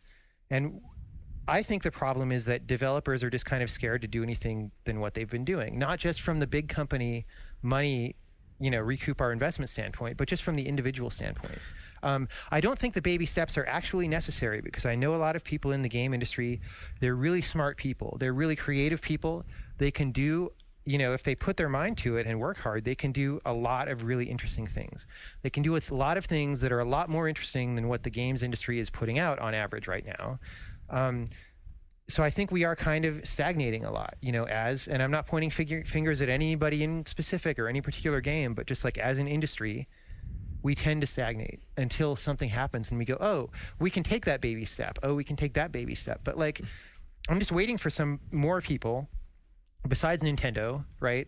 And besides Will Wright, to step back and say, well, actually the baby steps are not really necessary. You just have to make a really good game that people will be interested in, and you'll sell millions of copies. Right? There's so many complications, though. Like, let's say, for example, like in my case, I think I'm someone who I enjoy games where I shoot people to death, but then I'm also someone who I'd be more than happy playing a game about a human experience. A game I've been messing with recently is about being a photojournalist in Palestine. But like, so say for example, like a game like Call of Duty, if it brings in this element of, it's no longer about altruism or whatever, but about shoot or don't shoot, where that suddenly becomes an option where it's not an option before. You're facing, if the character is ever going to be important to the story, you're facing complications, because then you have a branching path the first time you have someone that you kill who was supposed to play a part later on, and then that continues to branch and branch as you add more people into it. And you have the ethical issues of convincing someone at Activision that, like, it's okay, we're going to have a game where, like, you're a U.S. serviceman and there's a bunch of guys that try to surrender and you freak out and you mow them all down. Like, I mean, there's that other level, right? Or we're going to have, like, these aren't just going to be these worlds that are really no different than the training facilities in U.S. military bases where they're mock towns where bad guys pop up in them. There are actually going to be people that live here. When you go through someone's house, you're going to see people crying in the corner, or you might accidentally freak out. You know, all these other things that are messy. I mean, it's like, I mean, I totally understand why they don't do it. I would love to see that from a gamer's point of view. Is that really? I don't know if I buy this argument that it's hard and we should take baby steps. I mean, movies can do it because like a movie can do that scene that you just talked about, and that's because like the opening of Three Kings was exactly that, right? And when like you a guy's see that, trying to surrender. You as the audience are supposed to distance yourself from that person. But if you are the protagonist and you are pulling the trigger, that's the thing where in the mainstream and where the Pope, right, is going to say, you're shooting civilians. You're not watching, you know, Private Pile and Full Metal Jacket go crazy and shoot himself. I mean, you're doing it. Well, I think that's territory that we should be exploring as game developers, because if we don't, like, it's obvious that that's there, right? It's everybody in this room knows that there's nothing preventing a large company with a budget from making that game that you just described, right? So if we don't do it, then there's obviously some big area of game design that we just haven't explored, and of its relevance to humanity, and of just what it means to exist and try to do the best thing or to not try to do the best thing. And if we're going to take games seriously in the long term as some kind of art or even some kind of craft that is trying to chase box office receipts, even if we're that cynical, if we don't go there, we'll never catch up. We'll never beat them. But I want to ask respectfully, are you guys really saying, you know, that would be really hard, so just ease up? Are you saying what BioShock? No, are you saying what BioShock did work for me, so, like, you know, don't criticize it so much? No, that's I think. So did it work for you, or do you feel like it didn't work, but you're patient because you see where it's going? I feel like I have both right now, in that I have BioShock as a more interesting first-person shooter. I'm almost like, I mean, I like first-person shooter generally. They're fun, but I'm not interested in playing the average one because there's always more interesting games to play. But I'm fine with there also being baby steps, especially within a genre where it's like a really just a quality shooter made, and it's got this other element that, like, yes, that doesn't, like, make the game, but it makes it more interesting for me. And then I also have games like Braid and like Rod's, like, indie games that I just checked out yesterday for the first time. I hadn't seen them before, like Marriage and Stars Over Half Moon Bay, where I can get, like, a different experience. And I fully agree that these other things could be made by these larger studios, and I think the success of and attention that your guys' like smaller games get will lead to that, and that also is a step. But I think it's a bit unrealistic to think that they are just going to go out and do this, like, financially and invest in this, and just, I mean, yes, it can be successful. We have Wii Sports and we have Sims that are just things that, like, clicked and that worked, but I don't know. It's tough to expect everyone to take that sort of a risk. Yeah. So There's sometimes they could, like, they wouldn't even, like, I don't know, like in Call of Duty they wouldn't even call it Saudi Arabia, you know. Yeah. But sorry. I was kind of like in Call of Duty. I was like they couldn't even give places real names. Even though they show it on the map, they show Mecca on the map. I can't talk about BioShock because here goes my game of credibility. I stopped playing because it was too scary. I don't like scary games either. I can't play scary games, and I got to the first bit and I was like, so it may be fantastic. Which part scared you? After I got down the steps in the first elevator. Oh, wow. The controller. So did you see the woman with the gun in the carriage? Nope. I was totally... I just, like, scared the shit out of me. It's all sunshine lollipops after that. I'm sorry. I can't handle it. Like, to answer your question, I mean, I agree. I'm sort of playing devil's advocate in one respect. There's another where I'm like, I mean, on podcasts before, I've also critiqued the sort of, like, binary options at the end where you're either good or you're irredeemably bad, and there's no changing. There's no saying, like, I'm going to do this. And And then there's also the element that all the life in the game outside of the NPCs that you can only interact with really indirectly, it's all in the past tense. It's all presented through recordings and things, and that so that you can kill everyone. Everyone is now non-human. Really, ultimately, they're past their humanity. And outside of the case with the woman in the carriage is that. Sorry to spoil it for you, but I assume you're not going to play it. Right? I'm too scared. You encounter first a shadow of a woman. With a carriage, and she seems to be talking to her infant. And as you come up closer, she turns around and she's hideously disfigured. And she was sort of doing the equivalent of singing lullabies to a giant revolver. Right. And so that's like a case of like, okay, this is what we're dealing with. People who you can feel for in retrospect only. But that's it. They're beyond redemption. And could I take a moment, because I was going to finish the rest of bit, as I was just wussing out on BioShock. The other part is I just want to put in a moment's defense for Call of Duty, because I feel I'm alone in the room, which is that was one of the games last year that I played where I said games now are telling as good a stories as any action movie, and I thought it was a big moment because that may be a low bar. I don't think... we're talking like more than Chuck Norris, right? I mean, we're not talking Delta Force. No, I think the story in Call of Duty was as good as any action movie I've ever seen. Okay. And I think that there were several moments in it where I really did think that they just did a really great job. I thought spoiler alert, I thought that the nuke was just... I mean, that hit me out of left field. It's like, what the fuck? Like my guy's dead? What the hell is going on? I thought we were going to be rescued, and I thought that was a really powerful moment. And I think the character of Captain Price, a lot of gamers are like, Captain Price is a bad motherfucker, and they really, really liked it. And so I maybe all of you guys are saying this is, I wouldn't like to see that stuff go away because I love it, but I do think that there are areas untapped. I think it's a vast area that games could be made, which are a different kind of thing. Right. I mean, it's always... I just don't want to be dumping on what I think is a really, really good entertainment. Right. I think we're in the game. same. We're in the same position. To get back to the controversy thing, I think that there's evidence that a lot of the being worried about controversy is just the game industry setting up their own roadblocks and picking what to be scared of. Because there are certain things that if you go out into the wide world are highly controversial issues, but we don't even think twice about them in games, right? Like genetic engineering and cloning and stuff like that. Right. How many sci-fi shooters have you played where you clone people, right? Or whatever. We just do that. The reason we do it is because it was a trope of science fiction all the time, right? And we started copying science fiction books and stuff. And it's just been around for so long that we don't worry about it. You don't make Deus Ex 3 worrying that you're going to have, a Christian revolt about cloning, even though that's the core topic of that game, like genetic manipulation of babies, right? And actually, to go back, Deus Ex 1, so we were talking about baby steps earlier, right? I think there might be a certain way in which the environment around games development has to get to a certain place where baby steps get picked up on. Otherwise, they sort of get dropped, right? So, we were talking about, hey, can you not shoot civilians or whatever in a game, right? The original Deus Ex had a lot of stuff like that in it, right? It started out, you're an anti-terrorist guy, and you're supposed to like kill the terrorists, right? And your brother's like, no, don't kill the terrorists. They have families. You should use non-lethal methods. That had a gameplay purpose, right? Which is to try to show you that there's different ways to go through the game. But, it was also thematic. And as you go further through the game, things become revealed where if you've been shooting these people all along, you're like, maybe, that wasn't the best idea. But then like 2/3 of the way through the game, you intentionally launch a nuclear attack onto U.S. soil, okay? Like, you program the coordinates of a nuke to hit Nevada or wherever, or Arizona or something like that.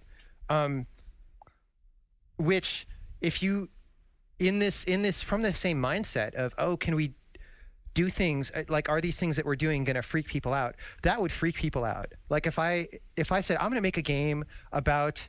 to be really obvious, right? If I were to make a game about crashing planes into the World Trade Center, like nobody would make that game, right? Except for some indie somewhere. Like no big company would make that game. But like, dude, I blew up like an American military base with a nuke in this game, 12 years ago or 10 years ago, and nobody blinked.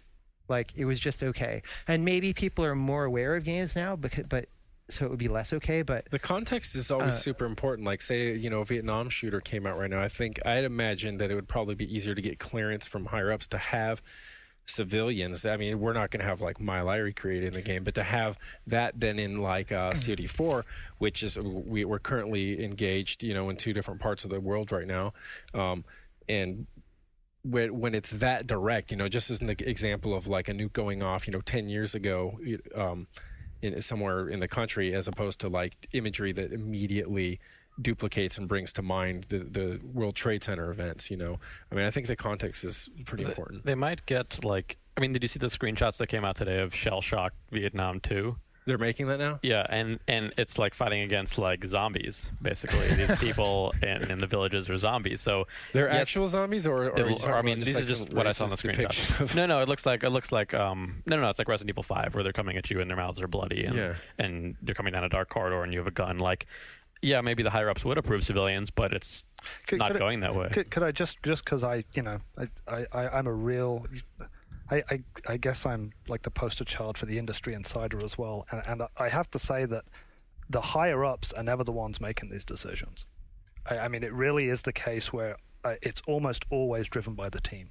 The team is I think it's a misconception a lot of people outside of gaming as well, who don't play games, have, politicians assume that there is a monolithic decision-making structure, and actually it's just a bunch of guys who are making a game who usually are going to say, I want to make a game like my favorite game, except I'm going to fix it and it's going to be better. And that's where almost all of these creative decisions are driven.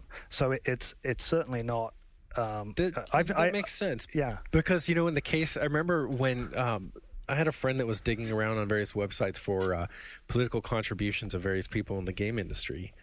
And the majority of people at Infinity Ward were donating to like Rudolph Giuliani and the majority of people that he could find. Let me rephrase that. I mean, so I don't mischaracterize them.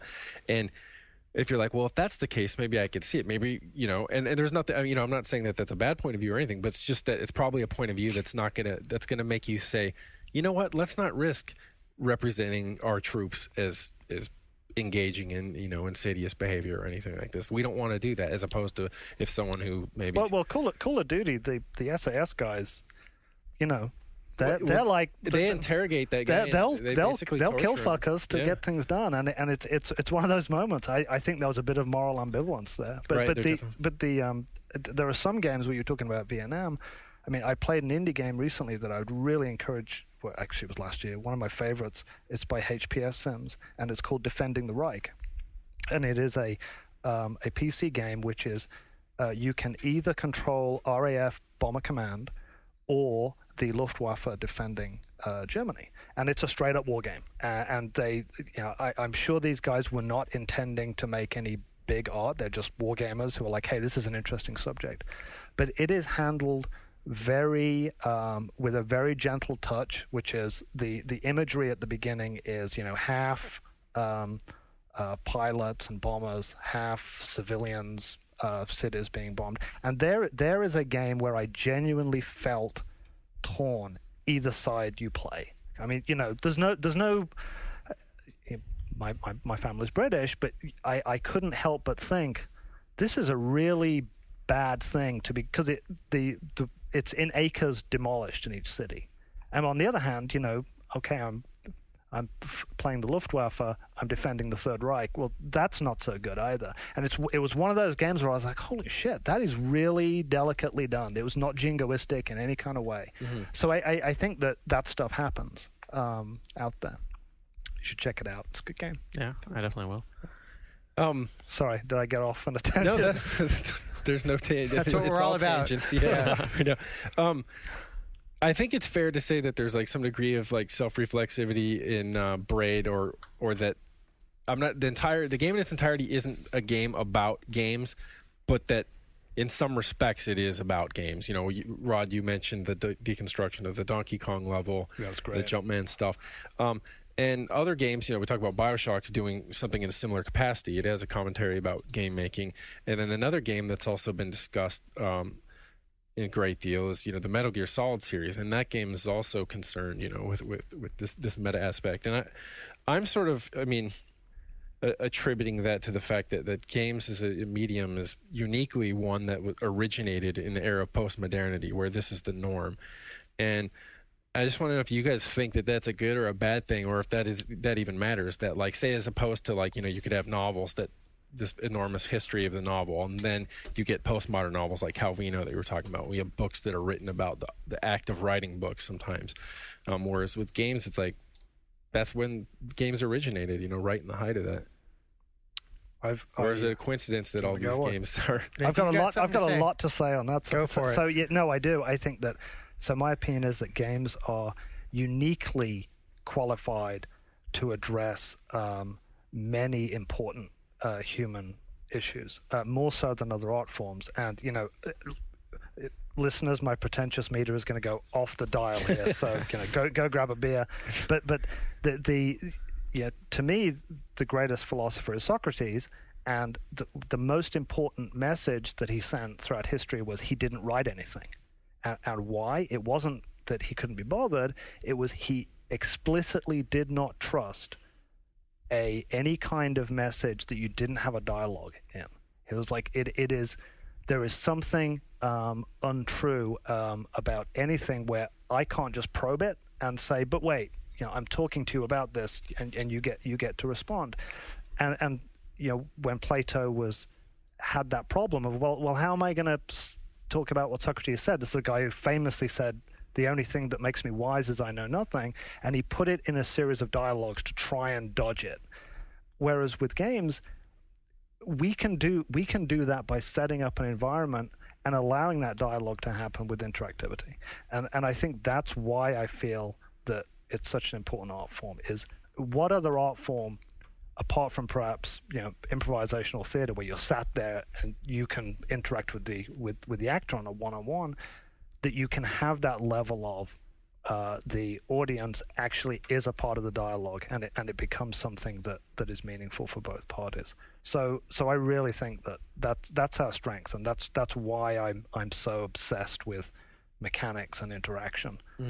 Because I oddly enough, I think that games have taken a lot of what other narrative media want to do and succeeded almost by accident. They sort of fell into it. Well, sure, we'll do kind of like a movie thing. Oh, it worked. Oh, we're selling more than movies. That's great.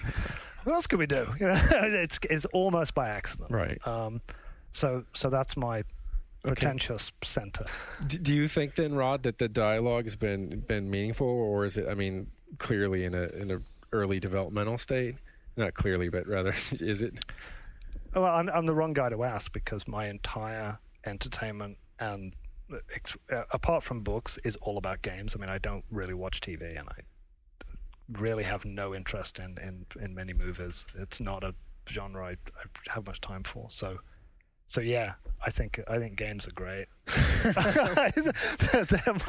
But insofar as that we're having dialogues between game creators and game players, yes. I mean, is it leaning a bit more to one side or the other? I mean, is it a true dialogue? I mean, I actually want to add a question to that, which is, in a real world dialogue, like I'm sitting across from you and talking, I have complete freedom to take my end of the dialogue wherever I want, right? And the only way you can stop me from doing that is by artificially refusing to ask a question or something, at which point I realize that we're not really in dialogue and I can leave, right? A game inherently, because it's made by constructing this scaffolding of like rule system or simulator or whatever is going to happen, inherently, at the very least, obviously chooses the subject of the dialogue, right? And as propagandists know, that's like 90% of the battle. Like, if you can choose what the question is, then you almost don't care what answers people come up with, because at least they didn't think of this other question that you didn't want them to think about, right? So whereas I do see that there is that value in that two-way communication, it still, to me, does seem kind of one way. In terms of the designer is setting up the structure. Yeah. So in like Braid, for example, I don't think of as a dialogue. It's definitely, I put some ideas out there, and well, there is a little bit of dialogue element in that I anticipate what people might do in a certain place and put things for them to talk back to them, but it's still all in advance, right? I can't actually interact with them, and so it has to be pre-baked. And To me, the value in being able to do that instead of just writing words is about the kind of things that I can put out there. I can put a much more multi-dimensional idea. Like interactivity gives you a lot in terms of complexity of an idea, because you as the player can go probe the part of the idea that you're interested in right now and come back and go see this and then come back and go see that. Or maybe you never see some of this because it's not your style. All those things can happen, but you're still moving around inside a building that was already built for you, right? Like an architect. And even if you can't see it, even if you've got a blindfold on, it's there. So it seems different from the Socrates thing. It does, except I would say that the form of the medium actually, over time, you pick out the tricks. So I think that the more we get used to looking at things in terms of systems, the more we will be able to pick out the tricks of, wait a minute, this system is set up so I can't do X and Y. And so I do think that there's a dialogue there. So while you're right that you're setting up the framework of the house, unlike a painting, for example, which can do many things games can't, actually, you can push into it and see another bit. You can push, and then again, unlike a purely interactive painting, you can say, well, why are we saying that when I push this bit comes up? That is not how I perceive this subject. And so you may not be able to change the rules, although in some games perhaps you can. I think that you're getting to a lower level of dialogue with the player in terms of like, almost the way the argument is constructed is how the game's rules are set in place. So you're saying... Is that making sense? You're saying like a gaming literacy means that you're able to evaluate how your interlocutor, the game, is actually carrying on the conversation with you, the way John was saying. Yeah. If you're not receiving my input, if you're not listening, then I can walk away from the conversation. Yeah, and I think that you're a painter as well, and an artist, in the same way that I think that painting moved more and more into, wait a minute, what is the actual structure of the painting going on here? Can we express things through simple color? What if we use the frame as part of the message, and you're enlarging it? Enlarging, is that a word? Yes, enlarging. You're making larger and larger the debate with the audience. I think games can do that with those rules. Mm-hmm. I had that feeling the other day. I was playing Grand Theft Auto 4, and I was told to go mess up a shop owned by this Chinese guy, and so I go over there, and he won't let me in. He says, "I'm not paying you," and so the screen says, "You can throw something through the window." So I think, okay, that's what I'll do. And so I start walking around. I figure out that the LB button is for picking things up. So I think maybe one of these trash cans, I could throw that through the window. Can't pick up a trash can. There's some newspaper dispensers and other things. Can't pick anything up. Then I notice on my radar, there's a green dot that wasn't there before. So I go, okay, that's around the block. So I walk around the block, and there's an empty lot with no lights or anything. And I kind of can't see what's happening, but I look at my radar, and I think, I'm just going to keep walking towards the green dot. And when I get to it, it says, press LB to pick up this brick. And there was a brick in the center of this empty lot. So I pick up the brick, and then I go back. And when I've been talking to the shop owner, we were talking through the door, which was a glass door. And so I go back to the door, and I'm like throwing the brick at the door, and it just keeps bouncing off. And I do that. Everybody does this, by the way. So everyone knows this story? Is this like a classic? Keep going. Okay. Is this like greatest hits of Grand Theft Auto 4 or something? So then finally I noticed there's a window next to the door, but it was hard to see because there was something inside the window covering it. And I throw the brick at that, instantly it shatters, and the guy runs out. And I don't remember what happens after that. But that I felt like that was not really a fair conversation. Yes. Because there were certain, like the way the game was expressing itself, it implied a bigger context than it was actually willing to acknowledge from my reciprocity. This happens all the time, and where it's like, rather than dialogue, it's I feel like we need a name for that, actually. I feel like it's as like critics, a rat maze. We need to have a name for that phenomenon, when the context appears to be bigger than it is, and there's no... Wasn't it Frank Lantz who recently said on one of the lists we're on, like he was playing Doom or Quake, and he was with a guy who was playing it co-op, and the guy said, wait, and he walked up to like this panel in a wall, and he tried to hit like a button. He was like, "Oh, it's just art," and walked away. Oh yeah. And what he meant was not that it wasn't like, it was like it doesn't interact, it doesn't do anything, and you get these expectations, and when it doesn't, like the whole thing, you're like, oh.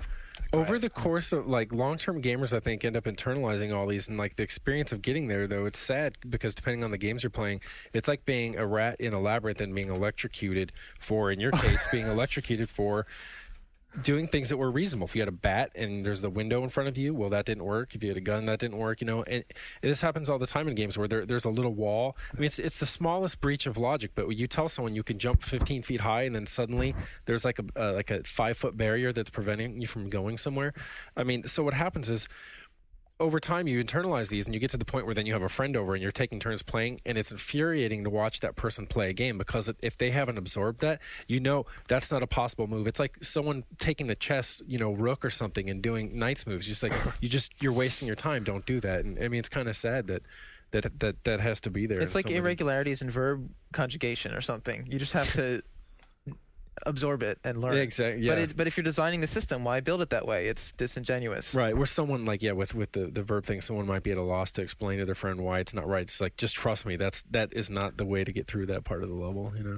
That was my wife's experience with Gran Turismo, where I was playing it. And she went, that looks fun. I like cars, and so I set her up with an account, and I was like, go ahead and pick a car, and she was like, well, wait a minute. There's only a Fiat and a VW, what's this? And I was like, well, you have to earn your way up to get the better car. And she went, what? What do you mean earn it? I want the Ferrari. I don't want the Fiat. I bought the game. Like in real life, I have to earn it. And she threw the controller across the room, and that was the end of that. But it was like one of those moments of, to me, it was perfectly logical. It's like, well, why would you expect to be able to have everything in the game? Mm-hmm. And to her, it was like, because I paid for it. Right. So it was kind of entertaining. I mean, that seems like a difficult aspect of design, though, and probably goes back into some of what you were talking about, Jonathan, where you come up with a solution for some problem in a game, and maybe you're looking at it from a mechanical point of view. Like, we basically need to prevent players from killing this NPC because the game's just not designed to accommodate that. But then what that change into, it might carry some consequence to the narrative of playing the game later on, So it's like, I mean, when you do figure out, I'm sure there's a million reasons that the people at Rockstar could say, well, here's why we couldn't have done that. I mean, that whole game is that way to me, and I had a tough time because of it, and people don't help in the way that they promote and talk about the game. Not the publicists or anything, but just players online say, this is this open, living, breathing world, and, all these other cliches. And then I go in and play, and it's like, okay, go to this laundromat, assassinate this guy. So I stake the place out first, like I think any wise crook should do. And there's a back alley, and I see there's a car back there, likely a getaway car. So I blow the tires on it, but then someone yells and the guy freaks out and he escapes out the front. And then I started running around and I found out that the guy actually never left the front. That was just the game's way of saying, don't fuck with this car. So then I did it again, and really quietly I blocked it in with all these other vehicles, and at that point, like, it had some other way of just, and in this case, so what I did is I ran around the front and chased him out the back where I had a trap set, but all those vehicles were gone because the game was like, we're not going to, this guy, we want you to go on. It wasn't even necessary because, that game could have gone on if I caught that guy and killed him in the laundromat. Yeah. But the designers had a chase in mind that lasted about 2 or 3 minutes, and they really wanted me to chase him, so that's like how it worked out, It seems to have gotten worse, and like in Grand Theft Auto 4, just that aspect of it in terms of being able to like put put trucks to block stuff, that was better in like GTA 3 and Vice City. Although there was some, I think that, reading the interviews, I don't know those guys, but they were, I think where they put a lot of their focus this time was an immersion of a certain story arc. And there was some moments in that game where I hit a lot of the brick walls as well. I was like, oh, great. But some of them were just fantastic. So taking my date to go and see a Ricky Gervais concert in the game was just, I don't know why it was so compelling, but it was just great. It was like, hey, we're going to go out and see a club, and sat and watched it, and then drive back. And then riding through the city inside the back of a cab in the first person control is just, it was really one of those moments where you're like, I really just want to sit back and enjoy this city, and I'm in the mood. I feel like, the gangster. I was really cool. Yeah, I love that part too, just sitting and taking a cab. And the interesting part was when I finally, like, I did that very very early in the game. I just did it like it was like at night across from one like across the bridge at the other side of the bay. And it gave me an achievement for it too. Oh, really? And that was That's like one of the cool. most interesting ones in it because there's an achievement for basically ride a cab from one like borough to another without skipping wow. it, and that's something you could do so intentionally. But the fact that it gave it to me for just, I was like so enjoying it already, and I'm like, achievement. How that's that's cool. As you continually point out the positive thing to whenever we bring up the negative thing of something, at first I was like, is this like the EA training? Like, what's No, I really like, do enjoy the what's games. behind all this? But then I was like, there's wisdom behind it because whatever I talk about something in a podcast, a lot of times it will come back and bite me in the ass because I wasn't clear enough that, I want to get to the point where it's taken for granted that, you can say something about a game that sounds critical, but it's not a condemnation of the game, and it's not to say that all these other things, like, with Call of Duty, it's like it's a fun experience. It does so many things right, but just to be able to, with comfort in some context, have conversations that are focusing on one aspect of a game, and like, I don't know, it's just a different way of thing. I think there's probably wisdom in going and reminding people that, like, no, I'm not saying that GTA 4 is a bad game. I'm not saying. No, I'm really not COD is trying to bad. be the corporate shell. I just genuinely, we've talked about a lot of games that I've really loved, and I guess I always look on the positive side first because I really really like them a lot. So, but yeah, I hit the negatives as well. I know what you're saying.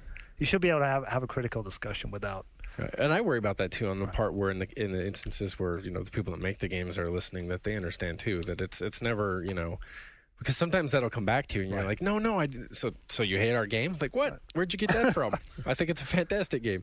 The final question I wanted to ask you, Jonathan, is well, first of all, it requires that you played Metal Gear Solid 4.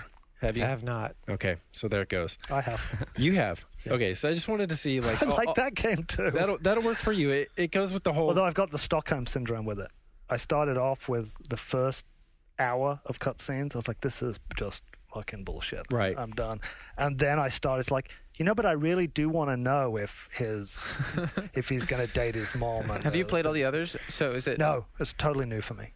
Okay, It's because tough. I haven't played it either. The others I started, but they kind of threw me It's out. supposed to be- And I was like, oh, screw this. So But you this have one, no experience with the series. No, except for Okay. this one. supposed to be And I haven't tying finished this everything one. up, I'm right? like 80% through. This is the almost ruins it then, because what I wanted to point out was, like, again, back to the point of where the gameplay and the stories are coming together, where they're just reinforcing to accomplish the same task. And for all that game's shortcomings and for the convolutions and everything, in Act 4 you revisit an area that was a part of the Metal Gear Solid, the first game. Is this the winter one? Yes. Day before, yeah. And because, well, what happens is that you begin by actually replaying an emulation of that.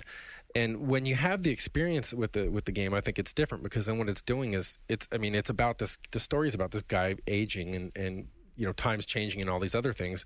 And by forcing you to play that, and by causing the same control scheme, everything, and by forcing you to really use that muscle memory, long dormant, and all that stuff, it's not just saying, hey, like, let's do something to indicate that this player is nostalgic right now. Let's make you feel that nostalgia and experience it firsthand, and then we'll put you in a revised version of this that's updated. And of course, there are all these clever plays on themes and stuff, like they keep showing cameras, and now the game is controlled with a different camera, use a different camera and stuff before. But I just wanted to see, like, if that one part seemed really, it just had a world of potential in it, and it's like buried in sandwiched in between grueling aspects of the game for me. It's like, oh, that's brilliant. I fucking love that part right there. Yeah, I kind of figured it was a flashback when I played it, the 2D thing. I didn't get the full appreciation because I never played it earlier. Right. But I do think How did you experience it then? I thought it was Kojima doing his thing, and I got to God bless him, and I got to the point of just really admiring Konami for just saying, yeah, here's $50 million, you go nuts. Yeah. Whatever you want to say, man, you go for it. And I would celebrate that game as that's cool. That's all right. And I'm so glad it succeeded, because that's a good precedent to put for. I mean, people like Will get to do that. It's good to have lots of people who are able to say big budget personal expression. I'd love to give give these guys $50 million and just say, there you See what go, they do with it. you guys do it. Go on vacation. Well, the That wasn't final an, that wasn't an offer. What would John. you do with What would you do with the 50? What game would you make with $50 million? I don't even know. It's one of these things where, I have a long list of game ideas every time I have one, and there's probably 60 or 65 in that list right now, and they all could be really good. Most of them, or a lot of them, are like small indie game kind of things because that's just the direction I tend to think in. Like, here's what I can do as one person. But every once in a while, you get an idea that's like too big to really do. I don't know though, because well, the bigger question for me is, would I, like, if somebody came along with $50 million and said, make a game, would I do that? Right now, probably not. Because the game that I'm most motivated to make is not a $50 million game. It might be, if I wanted to really amp up the production values, it might be a $2 million game or something. But it would still be a $2 million game with a very small team.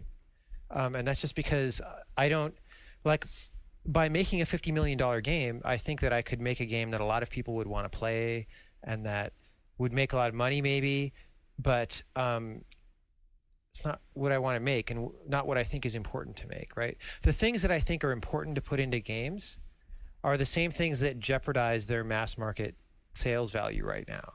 And so if I'm making something that I think is going to be mass market, it's not really going to be what I want to make.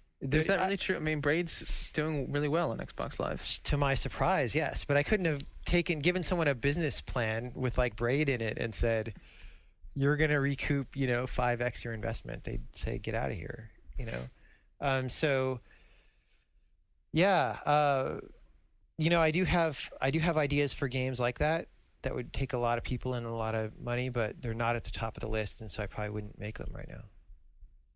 Fair enough. Cool. Well, thanks, guys, much for coming. Unfortunately, that's all we have time to ask you guys for now. But definitely check out the demo of Braid on Xbox Live right now. PC one coming as well. A couple of months. All right. And Rod will put a link up in the news story about this podcast for your personal site. Thank you. And check out Sims at all your local retailers. Good man. Cool. Brought to you by Electronic Arts. Thanks much, guys.